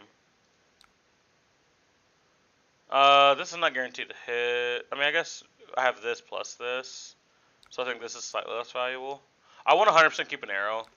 It's happened to me so many times I'll block with, like, my only arrow, because they're, like, 3 blocks. And then I just won't redraw another one. I'll be like, cool, I guess I just passed my turn. I do hate Rain Raiders as a card. This is Taylor Crawford's build. Quick trend of the channel. Come on, show me the no arrow hand. Okay, we're good. We're good, chat. We're good. Ooh, let me get another arrow. Let me get another arrow. Aw, okay, wait, hold on. Hold on. Let me cook. Letteth meeth cooketh.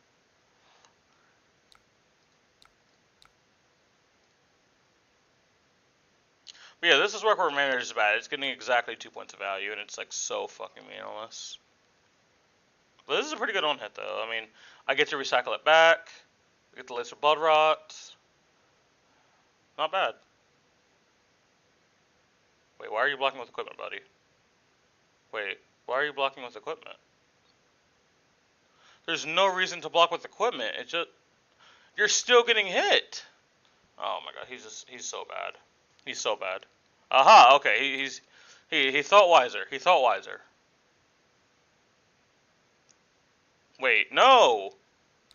It's a meme! Alright guys, someone talk me out of punishing the fuck out of this guy. It's just such a bad play, but dude, if he's gonna make a bad play, I'm gonna make him make more bad plays. Wait. What? You were still getting hit, brother. You were still getting hit. What are we... You were still getting hit. I'm gonna snap this. Literally because I fucking can. Alright, dude. Give me your hand. Give me the rest of your hand, please. Thank you. Give me the rest of your hand. Hey. Hand. Hand. No, don't feel like it? Alright, cool. Hey, that was a turn. That was a turn. You got it, I guess. Good for you. Second Kadachi. Powerful. I go into Arsenal this Bolton shot. Or the red. One of the two. See what he does. Okay, he does nothing else. Okay.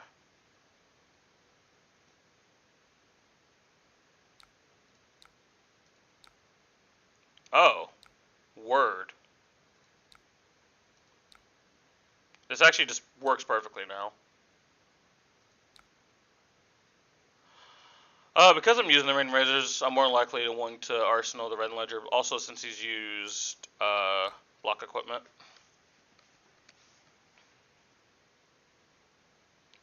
But yeah, this is actually a rematch of my ProQuest finals. Of the only ProQuest I've ever gotten, I got in top 8 in. I absolutely punted the finals versus a Katsu. And oh, he had the second reinforce. Not bad. Okay, that's all good. I mean, his hand's gonna suck cheeks, but go crazy, I guess. Okay. What do you got?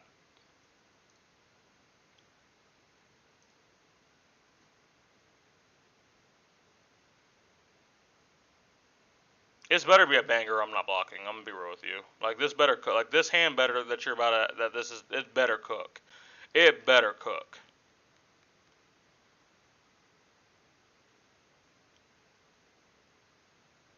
Brother. Am I lagging? Maybe. No. No. I'm good. Oh, dude, music. Wait, what the? What is this?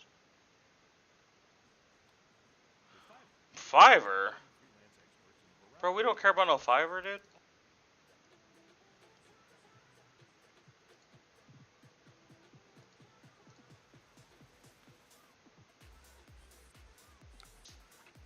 Ah, there we go. I mean, I'm gonna be so real with you. You can break your scales. I don't care. Break your scales, dog. You shouldn't, but you're going to, because, oh my gosh, I can get a mass trigger? Look at this guy. Look at this guy. Why would you break your Why? I'm at 33. I don't care. And you can't get anything that's going to make me care. It's so bad. It's so bad to break your scales there. There's no reason to. It's not going to translate into anything good enough. Like, the best thing he can get is, like, another 100 wins or something. I hate Flesh and Blood players, man. It's so insane. They think just because they can do something, they should do it. Wow, powerful. Yeah, I don't care. You can have a bonds in your. You can have a bonds here. I don't care. Take your bonds. It does not matter. Wow, I didn't even have a bonds. Wow.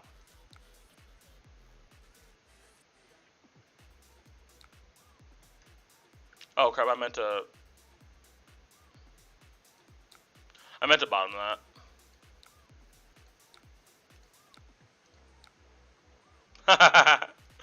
Yeah, I don't want either of the cards right now, to be honest. Tunics and this, I want to be of Arsenal. Alright, give me your hand. Give me your hand, brother. Give me your hand. Give me your hand. Oh, we're gonna do CNC me? Oh, watch him CNC me. Watch. He's gonna try CNC me. Oh, okay. Yeah, that's extremely fine. There is a little tension with both of these cards being the same hand, so I just want to block with a card, I think. Yeah, I'll block with a card.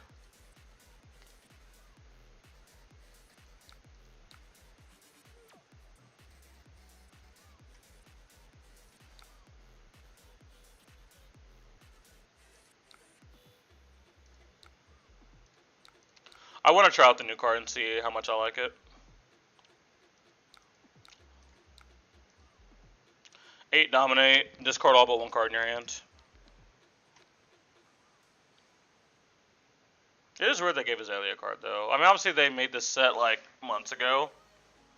I don't know though. It's just like I never thought like, oh, Azalea just seems another card to be good. I'm just like, yeah, she's fine.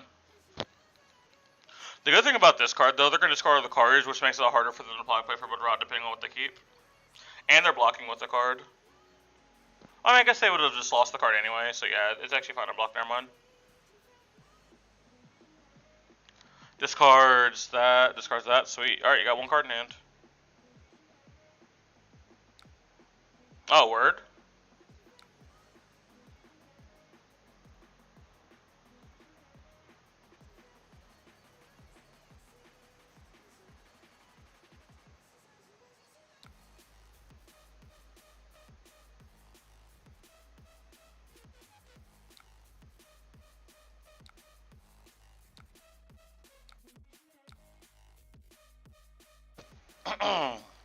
Eight dominate, red in the ledger.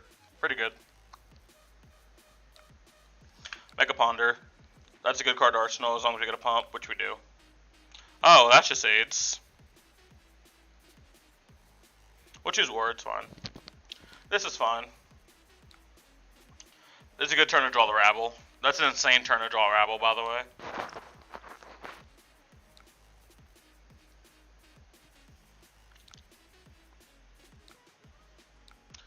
Alright, we still get good value off of that. That's insane. Oh, we can just blast him. We just blast him so hard. Hopefully it's an arrow on top of our deck. If it's an arrow on top of our deck, he's probably just dead. Because we have +9 just in our hand. The only thing I can make us block is if he has the full line. Which, if we don't block, it'll make it easier for him to have the full line. Like, we would have to block everything, and that's just hard. Especially when he has exit to pump. Actually, what I'm thinking is, I wonder, do we even need the Azalea ability anymore? Do we even need it? Because if we whiff off of Azalea, we just Tunic, Death Dealer, the blue one in. It's going to be a lot of damage, though. Like, that part I will say, it's going to be a lot of damage. But I am very confident in our hand that we can just kill. Like, maybe there's a world where I block, but, like, I'm gonna be real, like this is +6, so this is, what, 10?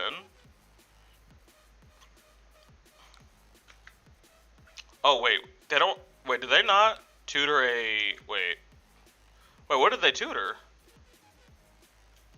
What did they tutor? Wait, what did they tutor?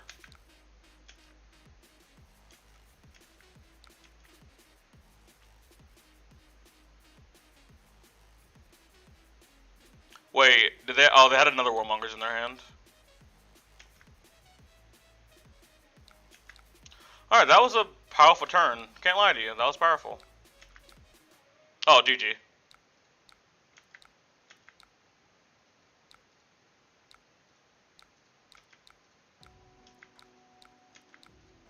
GG. That was insane. That was an insane turn by the Katu though. That was a nice turn. I mean, 13 dominate though. Figure it out. Okay. Okay. What else? Oh, nothing? Oh, word. Okay.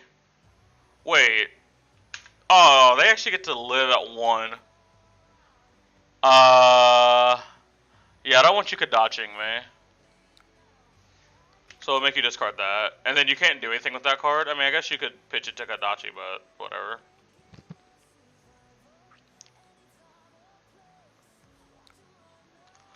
Oh. That's interesting. That's not a play I would have seen coming. No, no, no. I got no.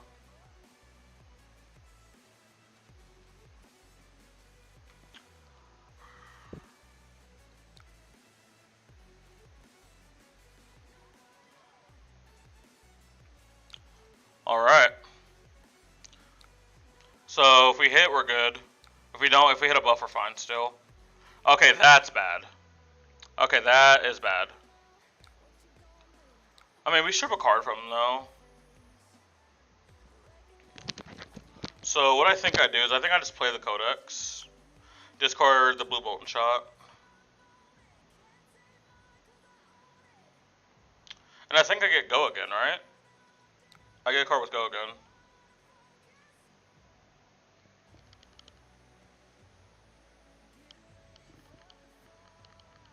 So now they'll have a 3-card hand to defend this 7. Which means I get all 3 cards from their hand and then I just have another Codex.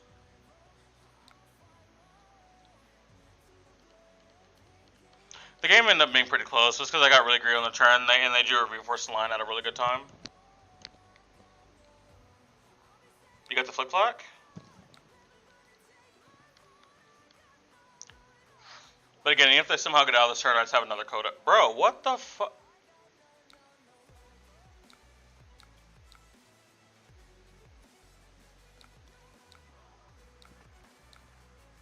Oh, god dang it. I didn't even pitch to the fucking thing. This guy has me forgetting how the fucking turn went.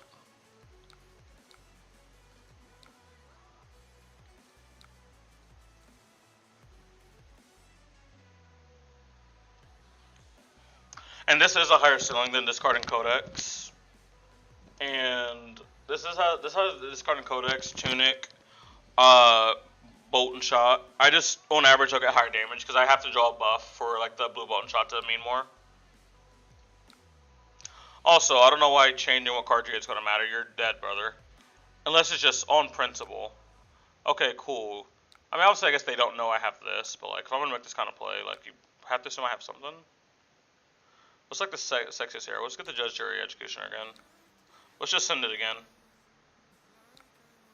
And dead. Alright, how big was their turn? 24 damage? That's pretty good. I have a turn value is 13. I would have loved to get a little more value out of some of my turns. Let's go against Kasai one time, and then we'll play Dash. We'll play Dash one time, and then...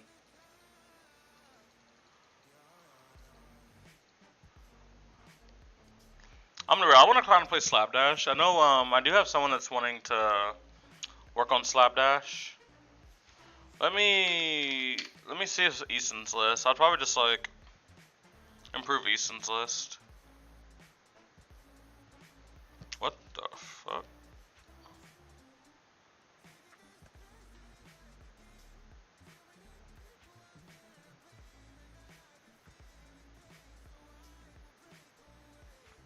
Yeah, none of these tell me what type of dash they are. Wait, what is this? Maybe this is? Oh, it's looking promising. Wait, why are you running these?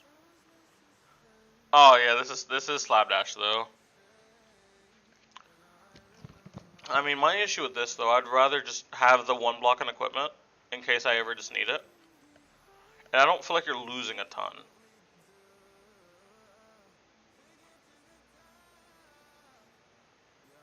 Yeah, I think yeah.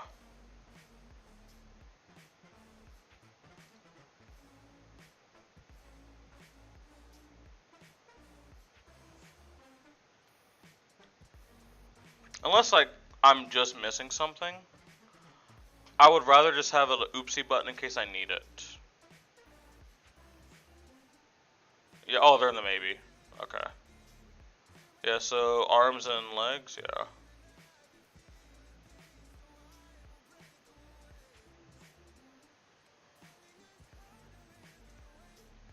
Alright, so that part's good. Wait, what is this? Oh. Okay, so headpiece, I go back and forth. I actually do think Crown's a little bit better in this meta. I think Crown is a little bit better in this meta. Balance of Justice is interesting. I think Balance of Justice should go in the maybe. And it might even make the inventory. Okay, so as far as equipment, I think equipment's fine. Headshot.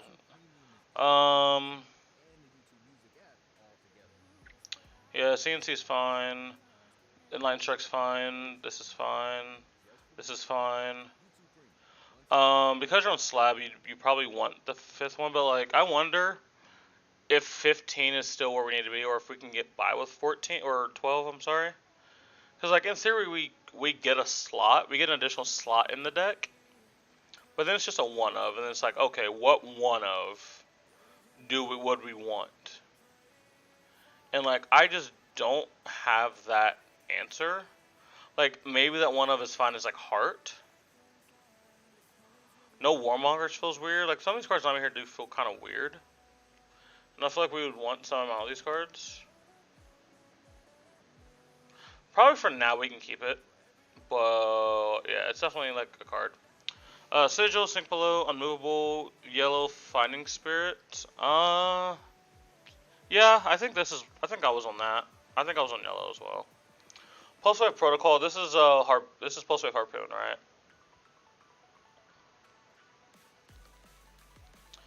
I mean, there's worlds where this turns on and you can actually make them block with the card, but it's like against Ninja. That's probably it. But like a 3/6 is probably just fine, especially out of our yellow slot. And like as much as I like Raging Onslaught, it's like my signature card. I think just potentially having text. I mean, we get information at the worst. Remembrance, because Brute is going to be in the format, might be good.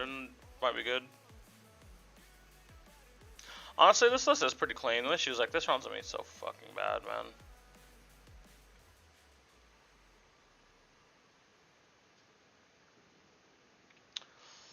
I mean, there's enough Azalea. We're probably fine with like playing Warmongers, just straight up playing Warmongers.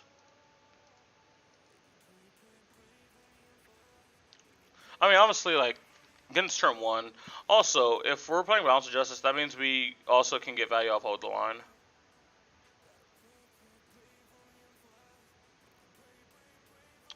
Like, even though on the surface it doesn't look like the list is pretty tight. And Springboard Somersault making a comeback. I will be honest, I think this card's like past the time where the meta's still enough for us to be able to always set this up. Does hurt me because man, I love that card. I love that card so much. So yeah, we're putting in the Warmongers just in the main, straight up in the main. I do like Eason's one Teklo Core. I know Eason was playing one Teklo Core, I believe. And his Slapdash. I can look. I can look. Where's Worlds? Hello? Oh. What? Oh.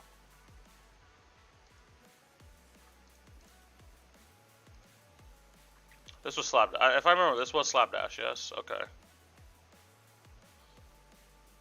Oh, he's on 3 wait, he's on 3 Chamber 2 Purifier. I mean, the Gogan is the better part.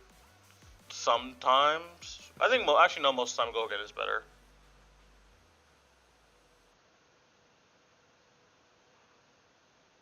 I mean, I do like Easton's list a lot.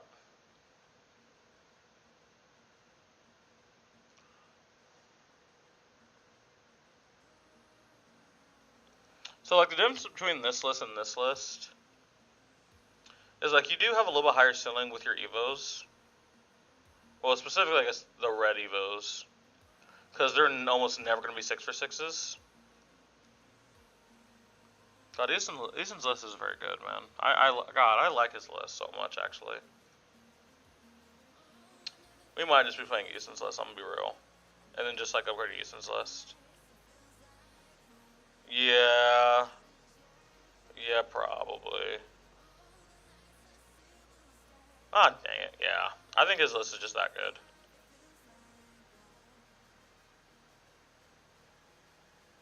Sorry, buddy. Alright, obviously we'll just clean this up a little bit, and inventory, yes, inventory. I don't really care about down and dirty right now, so I'm going to go to maybe. Lightning Strike I want to keep, Fate I want to keep. Fennel's Finding Spirit. I've always said, if you're going to play Res, your Res need to be impactful. Although I need to, oh, that's YouTube.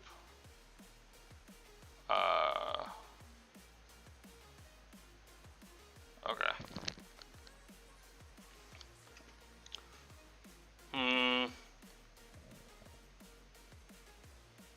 We'll put these in maybe. They're probably going to end up coming in, though. I don't like a waste to spot in the main unless you have constant ways to use the mana. I mean, I guess saving I don't like saving Tunic for it, but I guess Icelander was a deck at this time. It's gonna go to maybe.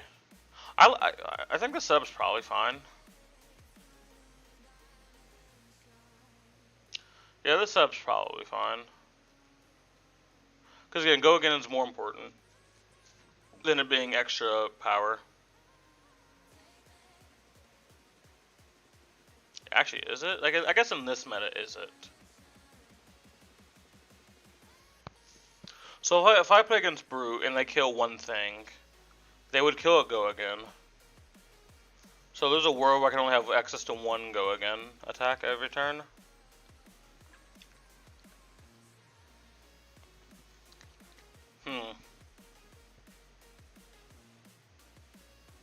But there's the thing, it's like, okay, 4 versus 5. Is 5 that important?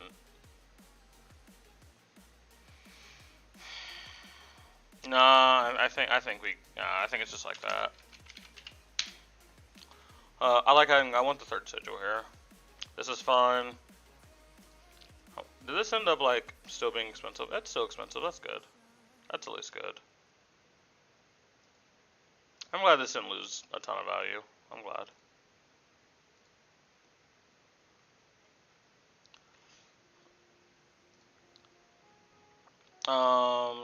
Throttle. I mean, I personally would like just to see this list be a little bit cleaner. I mean, plus Throttle's a good card.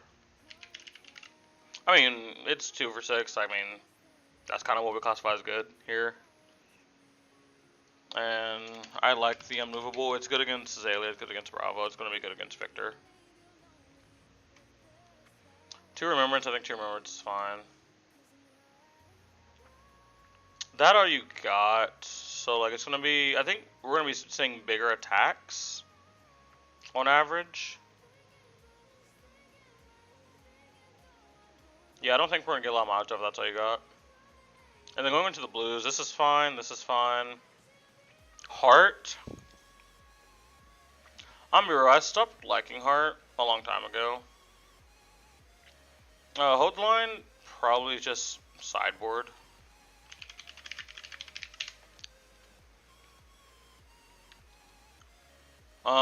And this is probably just fine here. Again, I like the one Tucklo Core.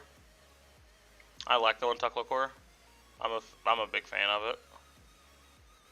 So right now we have 5 slots. Let me think here. Let's start with blues. And honestly, if I would like to keep them in class. I mean, maybe probably in class doesn't matter because we're not really boosting. But hey, man.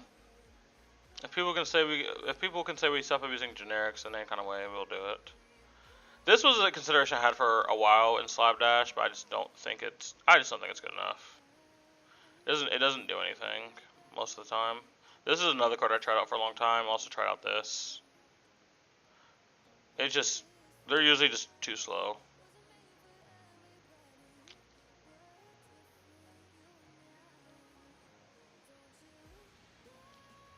Like perhaps maybe out Overloop and versus like Bravos and Victors and stuff.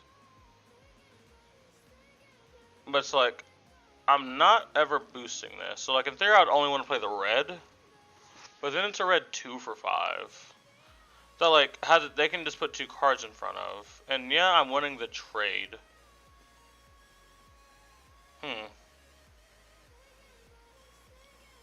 We'll go to 4, then we'll just type in red Overloop.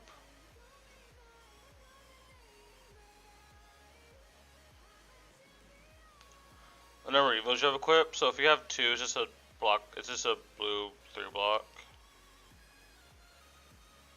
T-Bone is something I've considered, but okay, let's start. Guardian, they have Battle Worn. Brute. Brute has Battle Worn as well. Yeah, these heroes have Battle Worn. There's no point. And you'll never force. It's not like Lexi meta where you could force a your Horizon's blocking like some weird points. We'll have Red or Lupin maybe. Is there impactful reds we can play? I guess I didn't do generics. Or yeah, generics.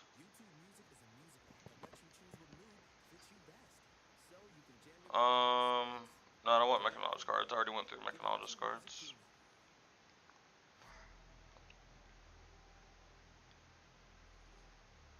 Oh, did I just take out the Oasis? Oh, I did.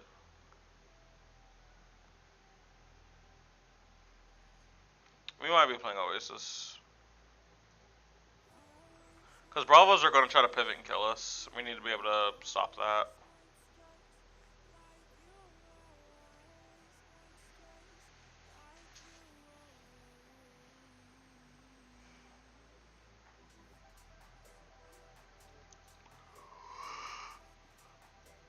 Oh yeah, these cards are bad, Jesus Christ. I keep forgetting how bad a lot of these cards are. Last Ditch Effort's like a maybe, but probably doesn't make it.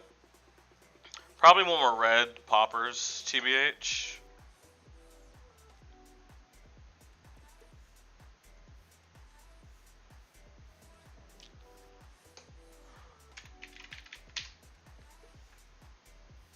Okay, then we access to 2 cards.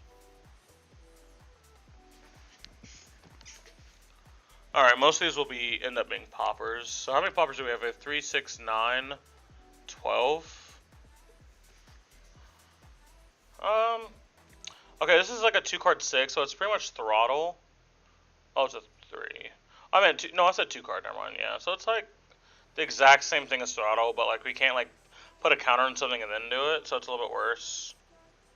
Annihilator Engine's mega interesting. It does provide us some amount of disruption.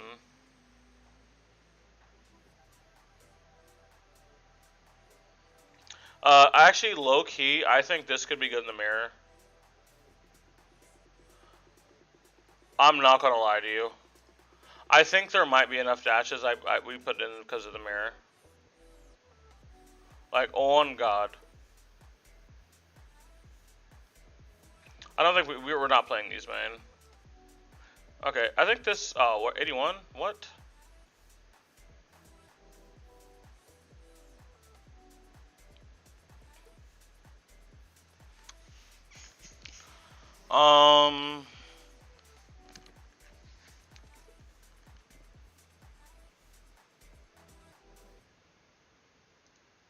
We'll put 1 in maybe. Alright, we'll run this. We'll try this out. Oh, I want to try Balance of Justice out, actually.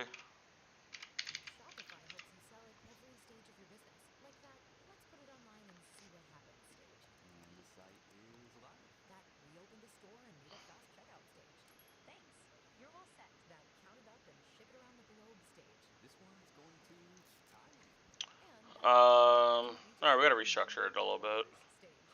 What's my AB looking like?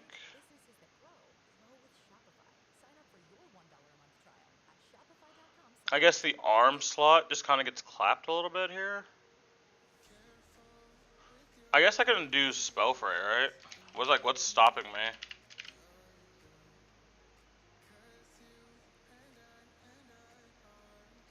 Yeah, I think we just run this. Okay.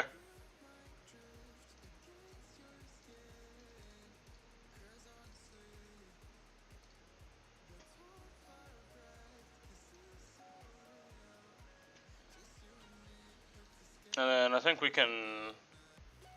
The remembrances are probably unnecessary. There's probably gonna be a time where they clap us. All right, we're gonna play one last game, guys, and then we're gonna head out.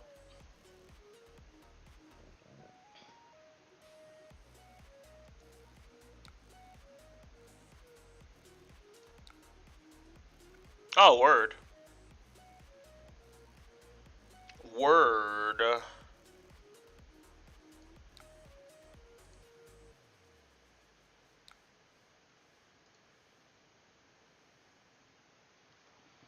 Yep.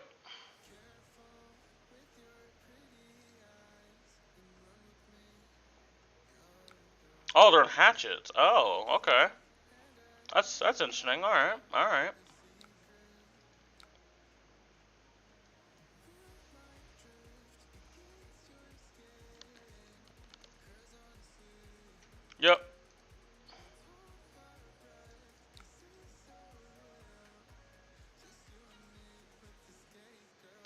And then I'm just gonna sink but not sink a card. I kind of want. Maybe I arsenal the. Maybe I get rid of the E-Strike. I want it later, I think. And I'm gonna shuffle anyway, actually.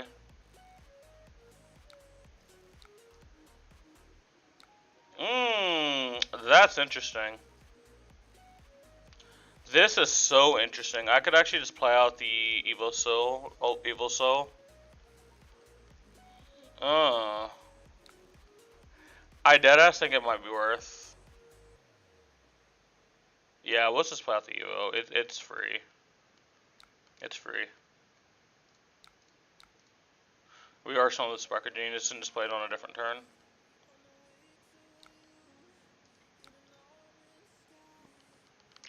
Let's go full screen.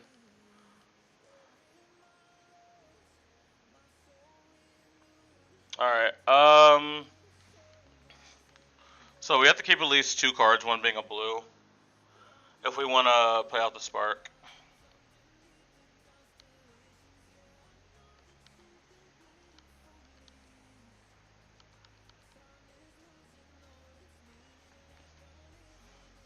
They have access to free Gogan and a free weapon swing.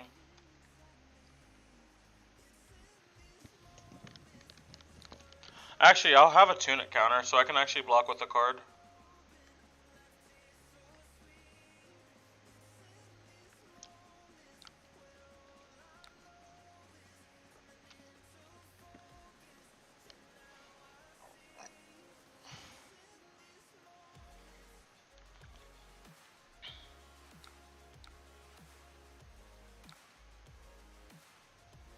We'll heal 1 here.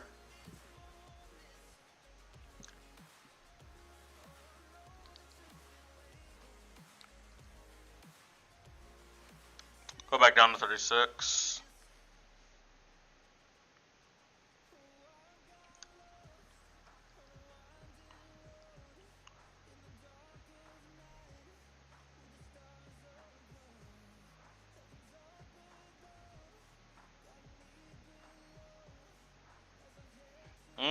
Okay, I suppose we're alright.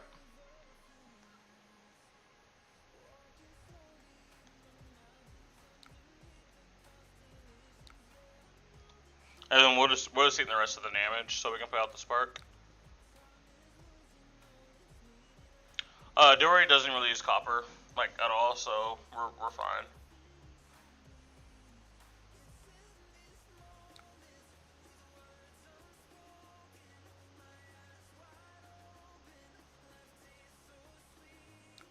Tunic.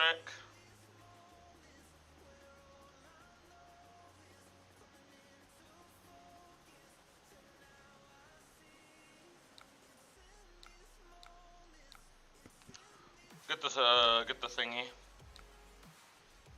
We'll get all of our sparks.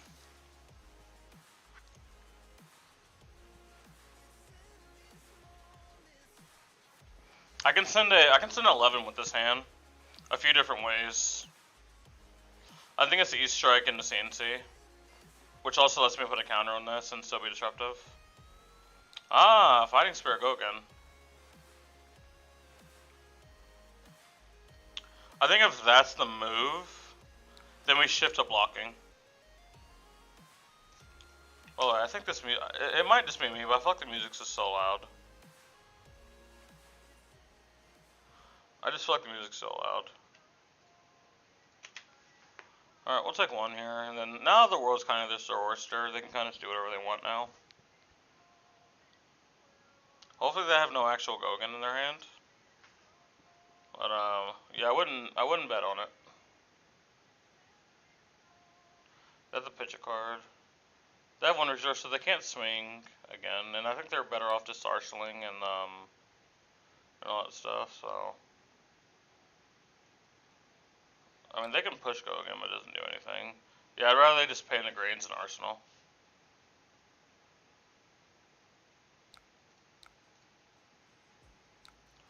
Though they're gonna crown this here.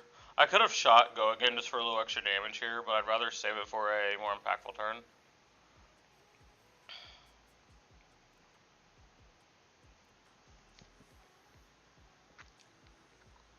See if they can get them to use their crown.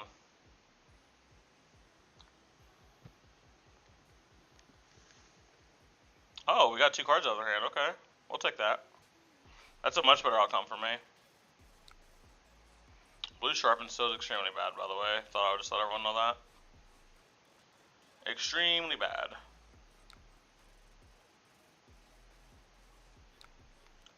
Alright, so they're just sending 7. I don't feel like arsenaling any of this. So I'll just block like this. Well, I don't mind arsenaling the sigil. Let me be more specific.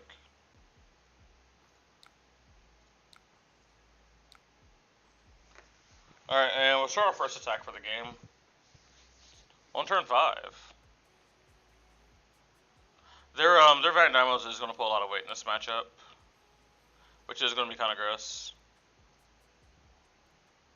But hey, nothing we can do. Their Dynamos are just going to Dynamo.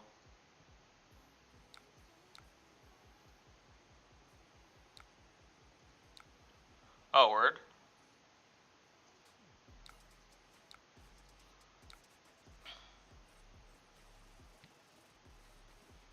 They'll probably just take 4 here.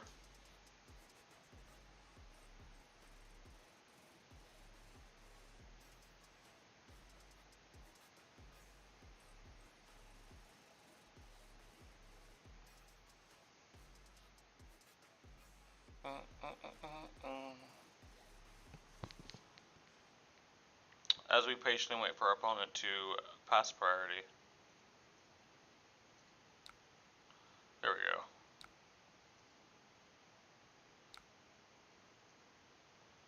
Yeah, and this is all Slapdash does. It just plays this kind of just like very patient game, and then the opponent's gonna somehow figure out how they're at like 5 health. Like I said, we have to be patient. We have to be very smart.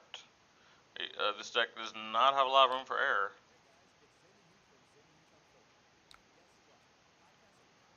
Okay, so I have access to get some extra value here within play my Evo Steps.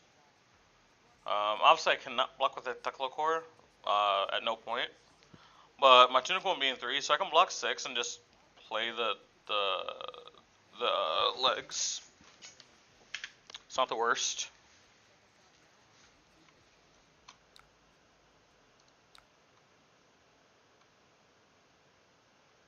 I'm probably turning on Reprise here, but it's fine.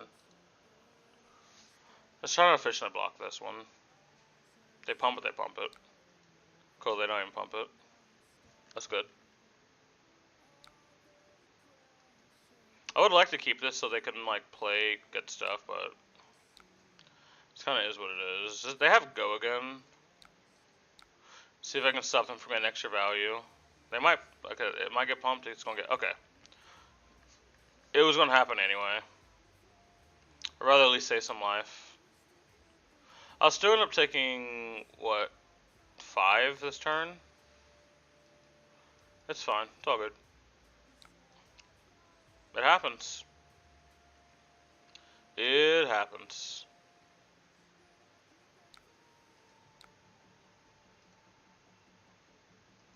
I've been in bigger life deficits before.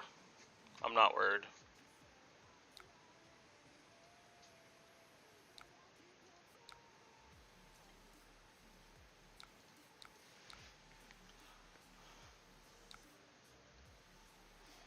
Alright, I got all my armor out, which is pretty good.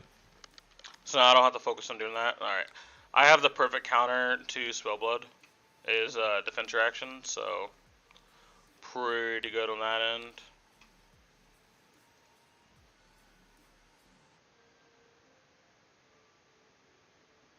Okay, they have Shift and Blade Flurry. So this is why I waited to use my defense reaction to see which one I needed to use, and it's going to be unmovable. Because if I just respond with like Fade or Sync, I get blown out really hard, where unmovable just clears it. Like pretty freaking well. And this is going to be 7 Dominate. Again, it kind of just is what it is. We can choose to keep our life total high by going like this, and then like blocking with a card. It's not the worst thing. If I can draw blue, we're looking pretty good. But realistically, I'm just going to play the Sigil Arsenal the Sync. The Plasma Purifier is interesting. I am at a little bit of a low life total because of some of their really positive turns. So, will I have the room to do? I don't 100% know. But if we don't, we don't. We can always cycle it away with Sink Below. There's only 2 items left in the deck. Sorry, 3 because of the Technical Core. But I can always get the Technical Core out of my deck by sparking.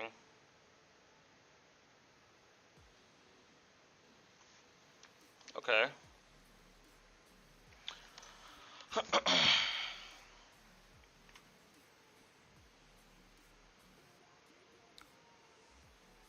Hmm.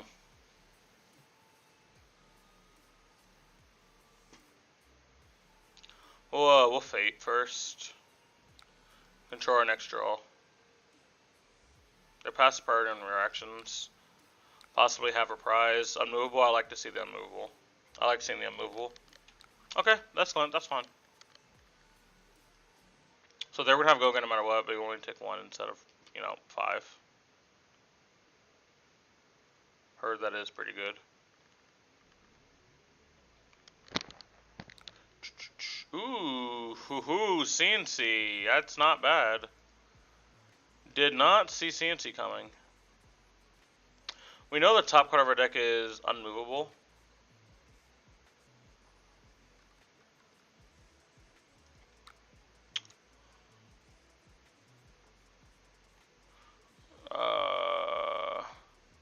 I think we actually still block with the card for life total reasons. Because, yeah, we're just going to play the Purifier and pass. Yeah. Yeah, the Spark was just going to be a redundant card in our hand. I mean, it could have like we could have got counters, but like, again, because of how much aggression they had, I want to keep my life total as high as I can.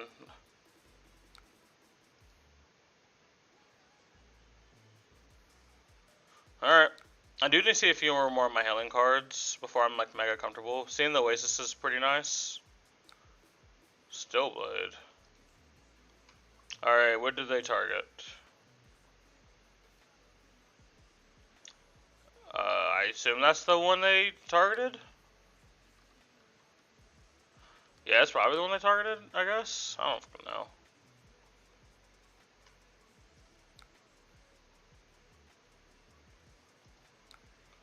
Alright, they have a pump, I'm not gonna overblock it like like a lot. Okay, Blade Fairy, sure.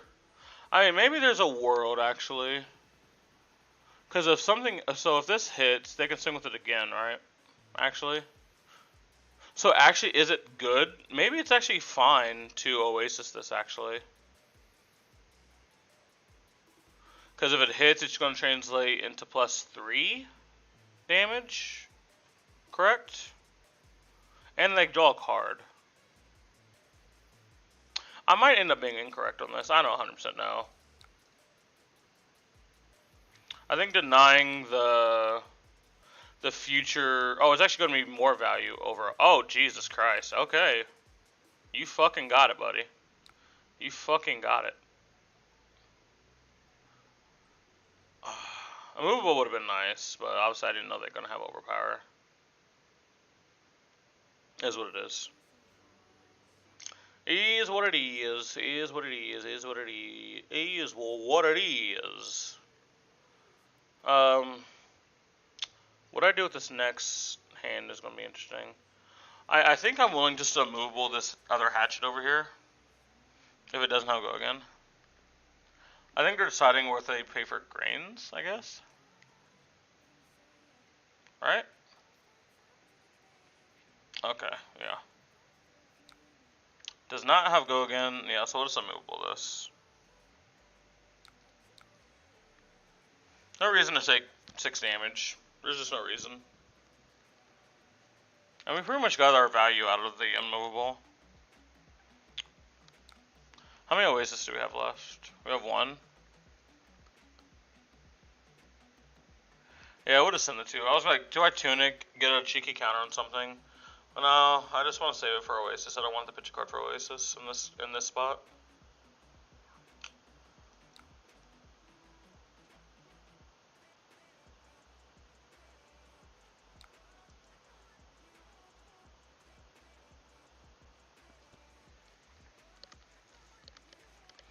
Alright, this hand's not bad. Has a bunch of 3 blocks, has a sigil.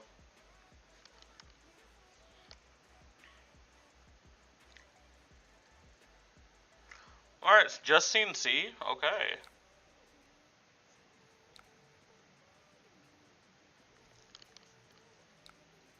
I'm not interested in, like, just tutoring out my tech low. Even though it wouldn't be, like, the worst value. I want to get some counters on my weapons and see if I can, at least start chipping. Blue represents 4 damage.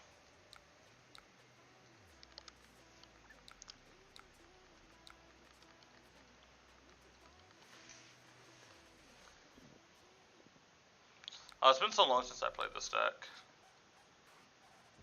Like, I played Dash at Battle Hard Cincinnati, but it was hybrid Dash.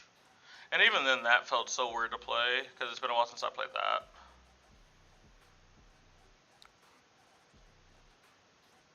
Wait, did I already have a counter on something? Wait, what? Did I just not see I already had a counter on something and I could have put a point into Purifiers? I swear I didn't have a counter on anything. Wow, maybe I did, I'm just bugging. Huh. Huh, I don't know. I really don't know.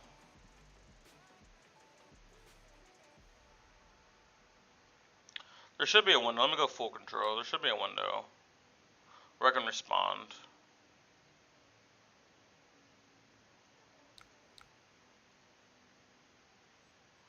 Yeah, triggers on the stack. Triggers on the stack. Respond. Okay, boom. I just want to make sure Tile Shard wasn't going to be weird. Do we stuff that? They have Go Again? They surely have Go Again, right? Like Blade Runner? They run 9 Blade Runner.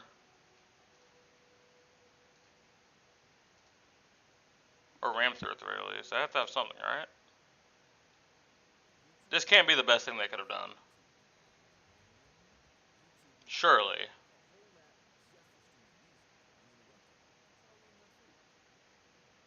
Bro, look at this 8-point lead. We are slowly crawling back.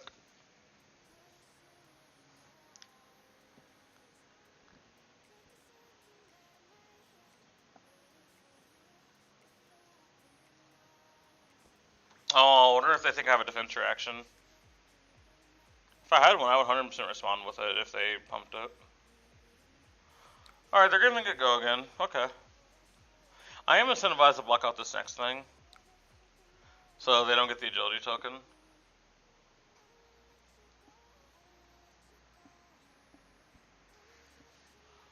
Obviously, depends on how much this comes in for. Just comes in for 3. Alright, I'm gonna be real with you.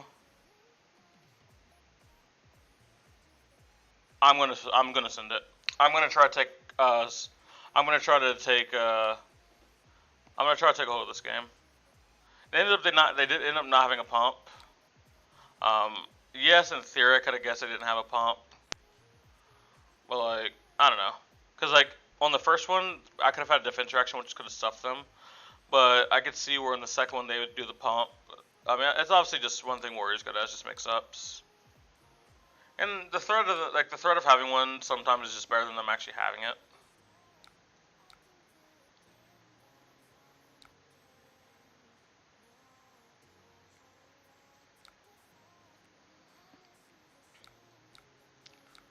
Alright, let's just start sending some good damage.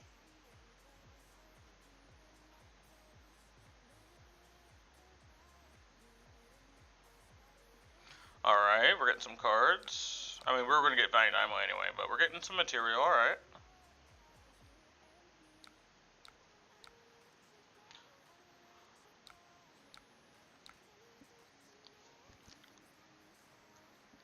We're probably not buying any cards out of their hand. Yeah, we're definitely not buying any cards out of their hand.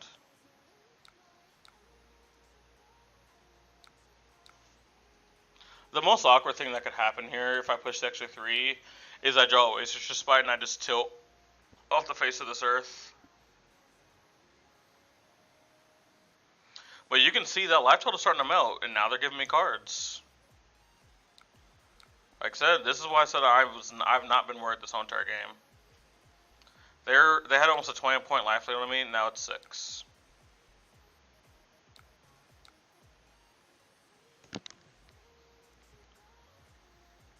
And if this hits, they have a 3-point life load on me.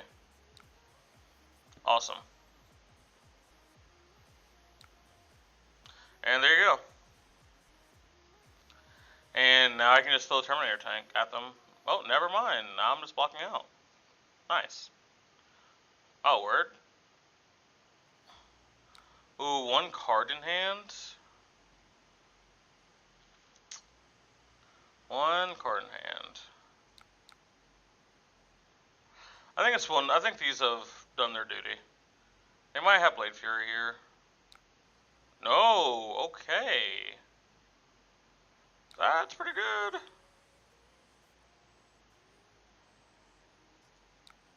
I think I just stuff that. Don't give them any grains.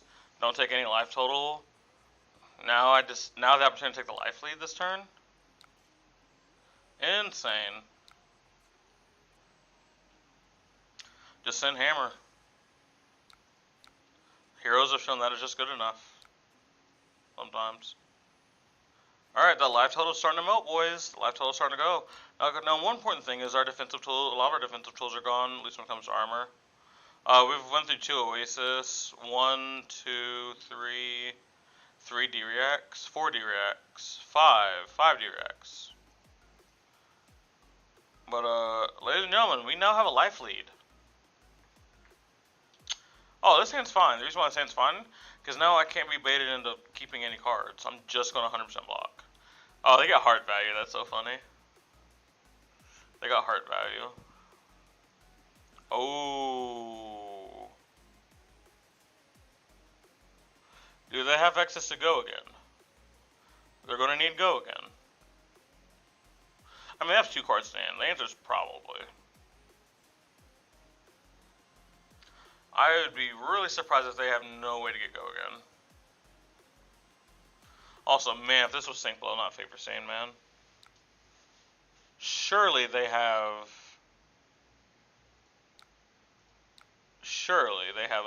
a way to get go again, right? Oh, they have an agility token. That's funny. Okay. Word? You got me, I guess? I don't fucking know. You got me? I mean, hey, respect. That's a good play. Not bad. Saving the pump for the next one, getting a draw card, and they get to... Oh, wow. Wow, what a fucking turn. What a turn. That's an insane turn. How much damage did they throw in? They throw in, what, 4 plus 7?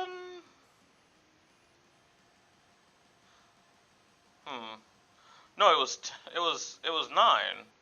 So 13, 23 damage turn. Wow. Wow, shout out to them, man. That's a 23 damage turn they just had. Oh, you're back. Yeah, you're gonna make my life awkward, aren't you? We'll just Favor Sane this.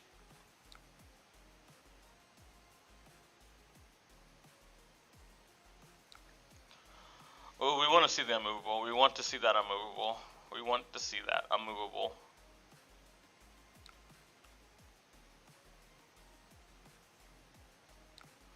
I'd rather keep the blues.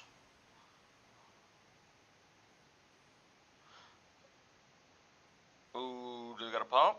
Do they got the pump on them?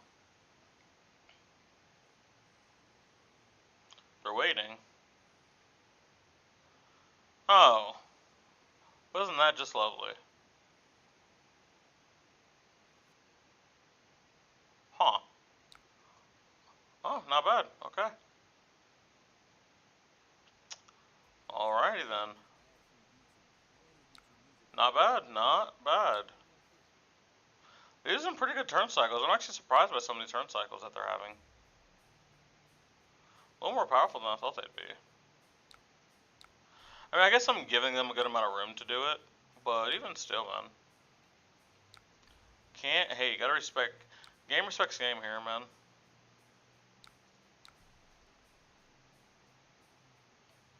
Send 3. Go again. Oh, prevent 2, make an agility, not bad. Man, I just always just spite my own pistol. Let's get it.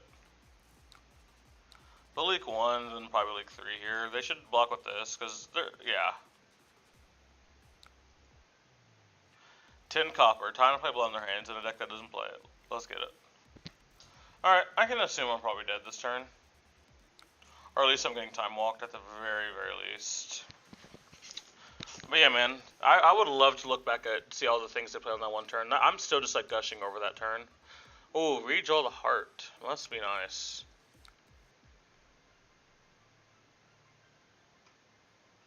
I'm gonna be real, I'm just not gonna say anything about this. You can have it. If I can keep any amount of cards, I will. Preferably to Arsenal, actually.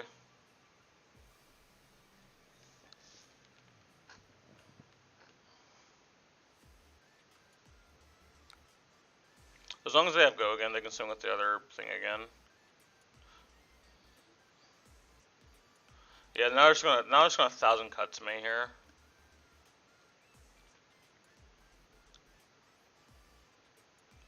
Yep, there is the Blade Runner.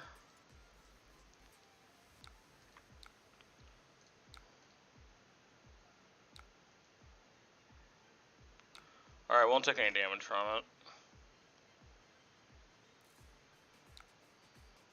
And then we just unmovable this one. And we move on with our day.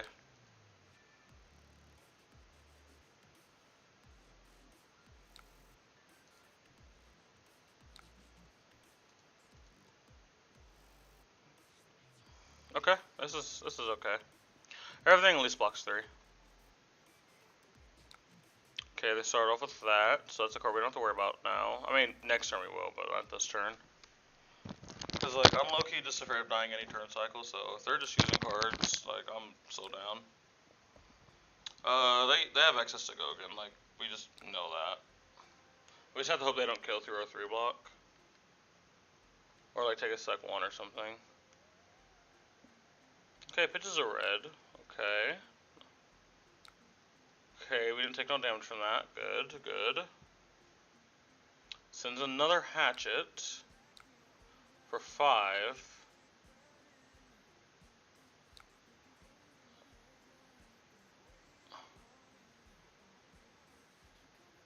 God, if they didn't have an agility token, unfortunate.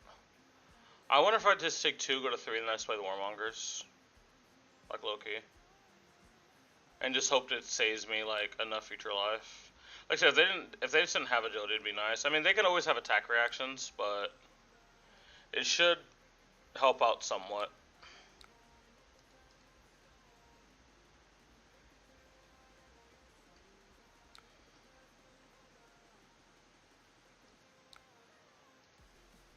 What?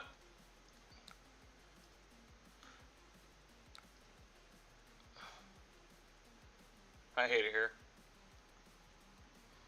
I hate it here so much. Probably block him with the CNC next. In a perfect world, I'd like to actually just CNC them. That would be pretty hype, I'm not gonna lie to you. Oh, they're just going for it here? Oh, they're just going for the kill?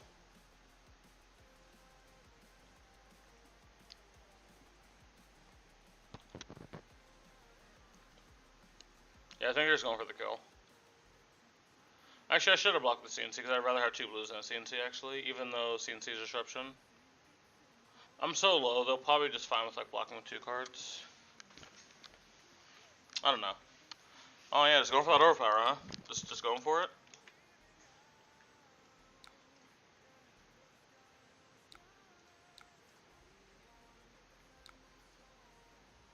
Okay.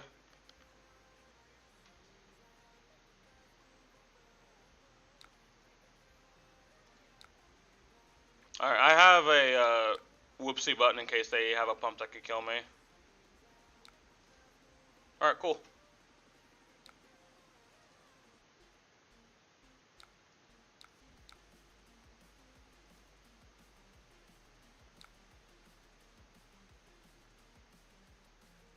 Yeah, this is a...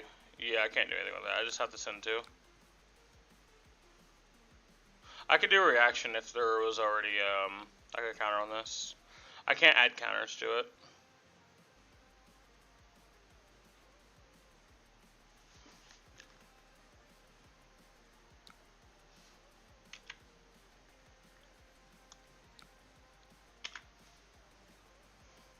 We are coming up on the tech low core.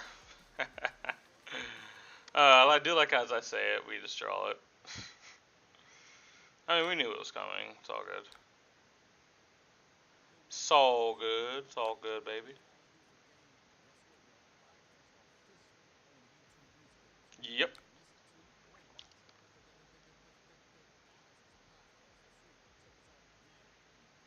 If they can get this hit, we're probably just dead. The fact that it doesn't gives me some hope.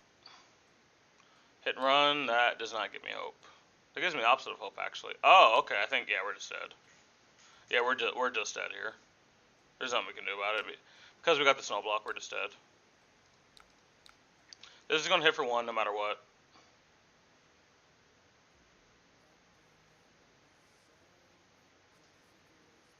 Oh my god, we're going to have to... I mean, I guess Sepulchre is only really bad, like, against... actually, it's bad against enough heroes, actually. Yeah, maybe, yeah.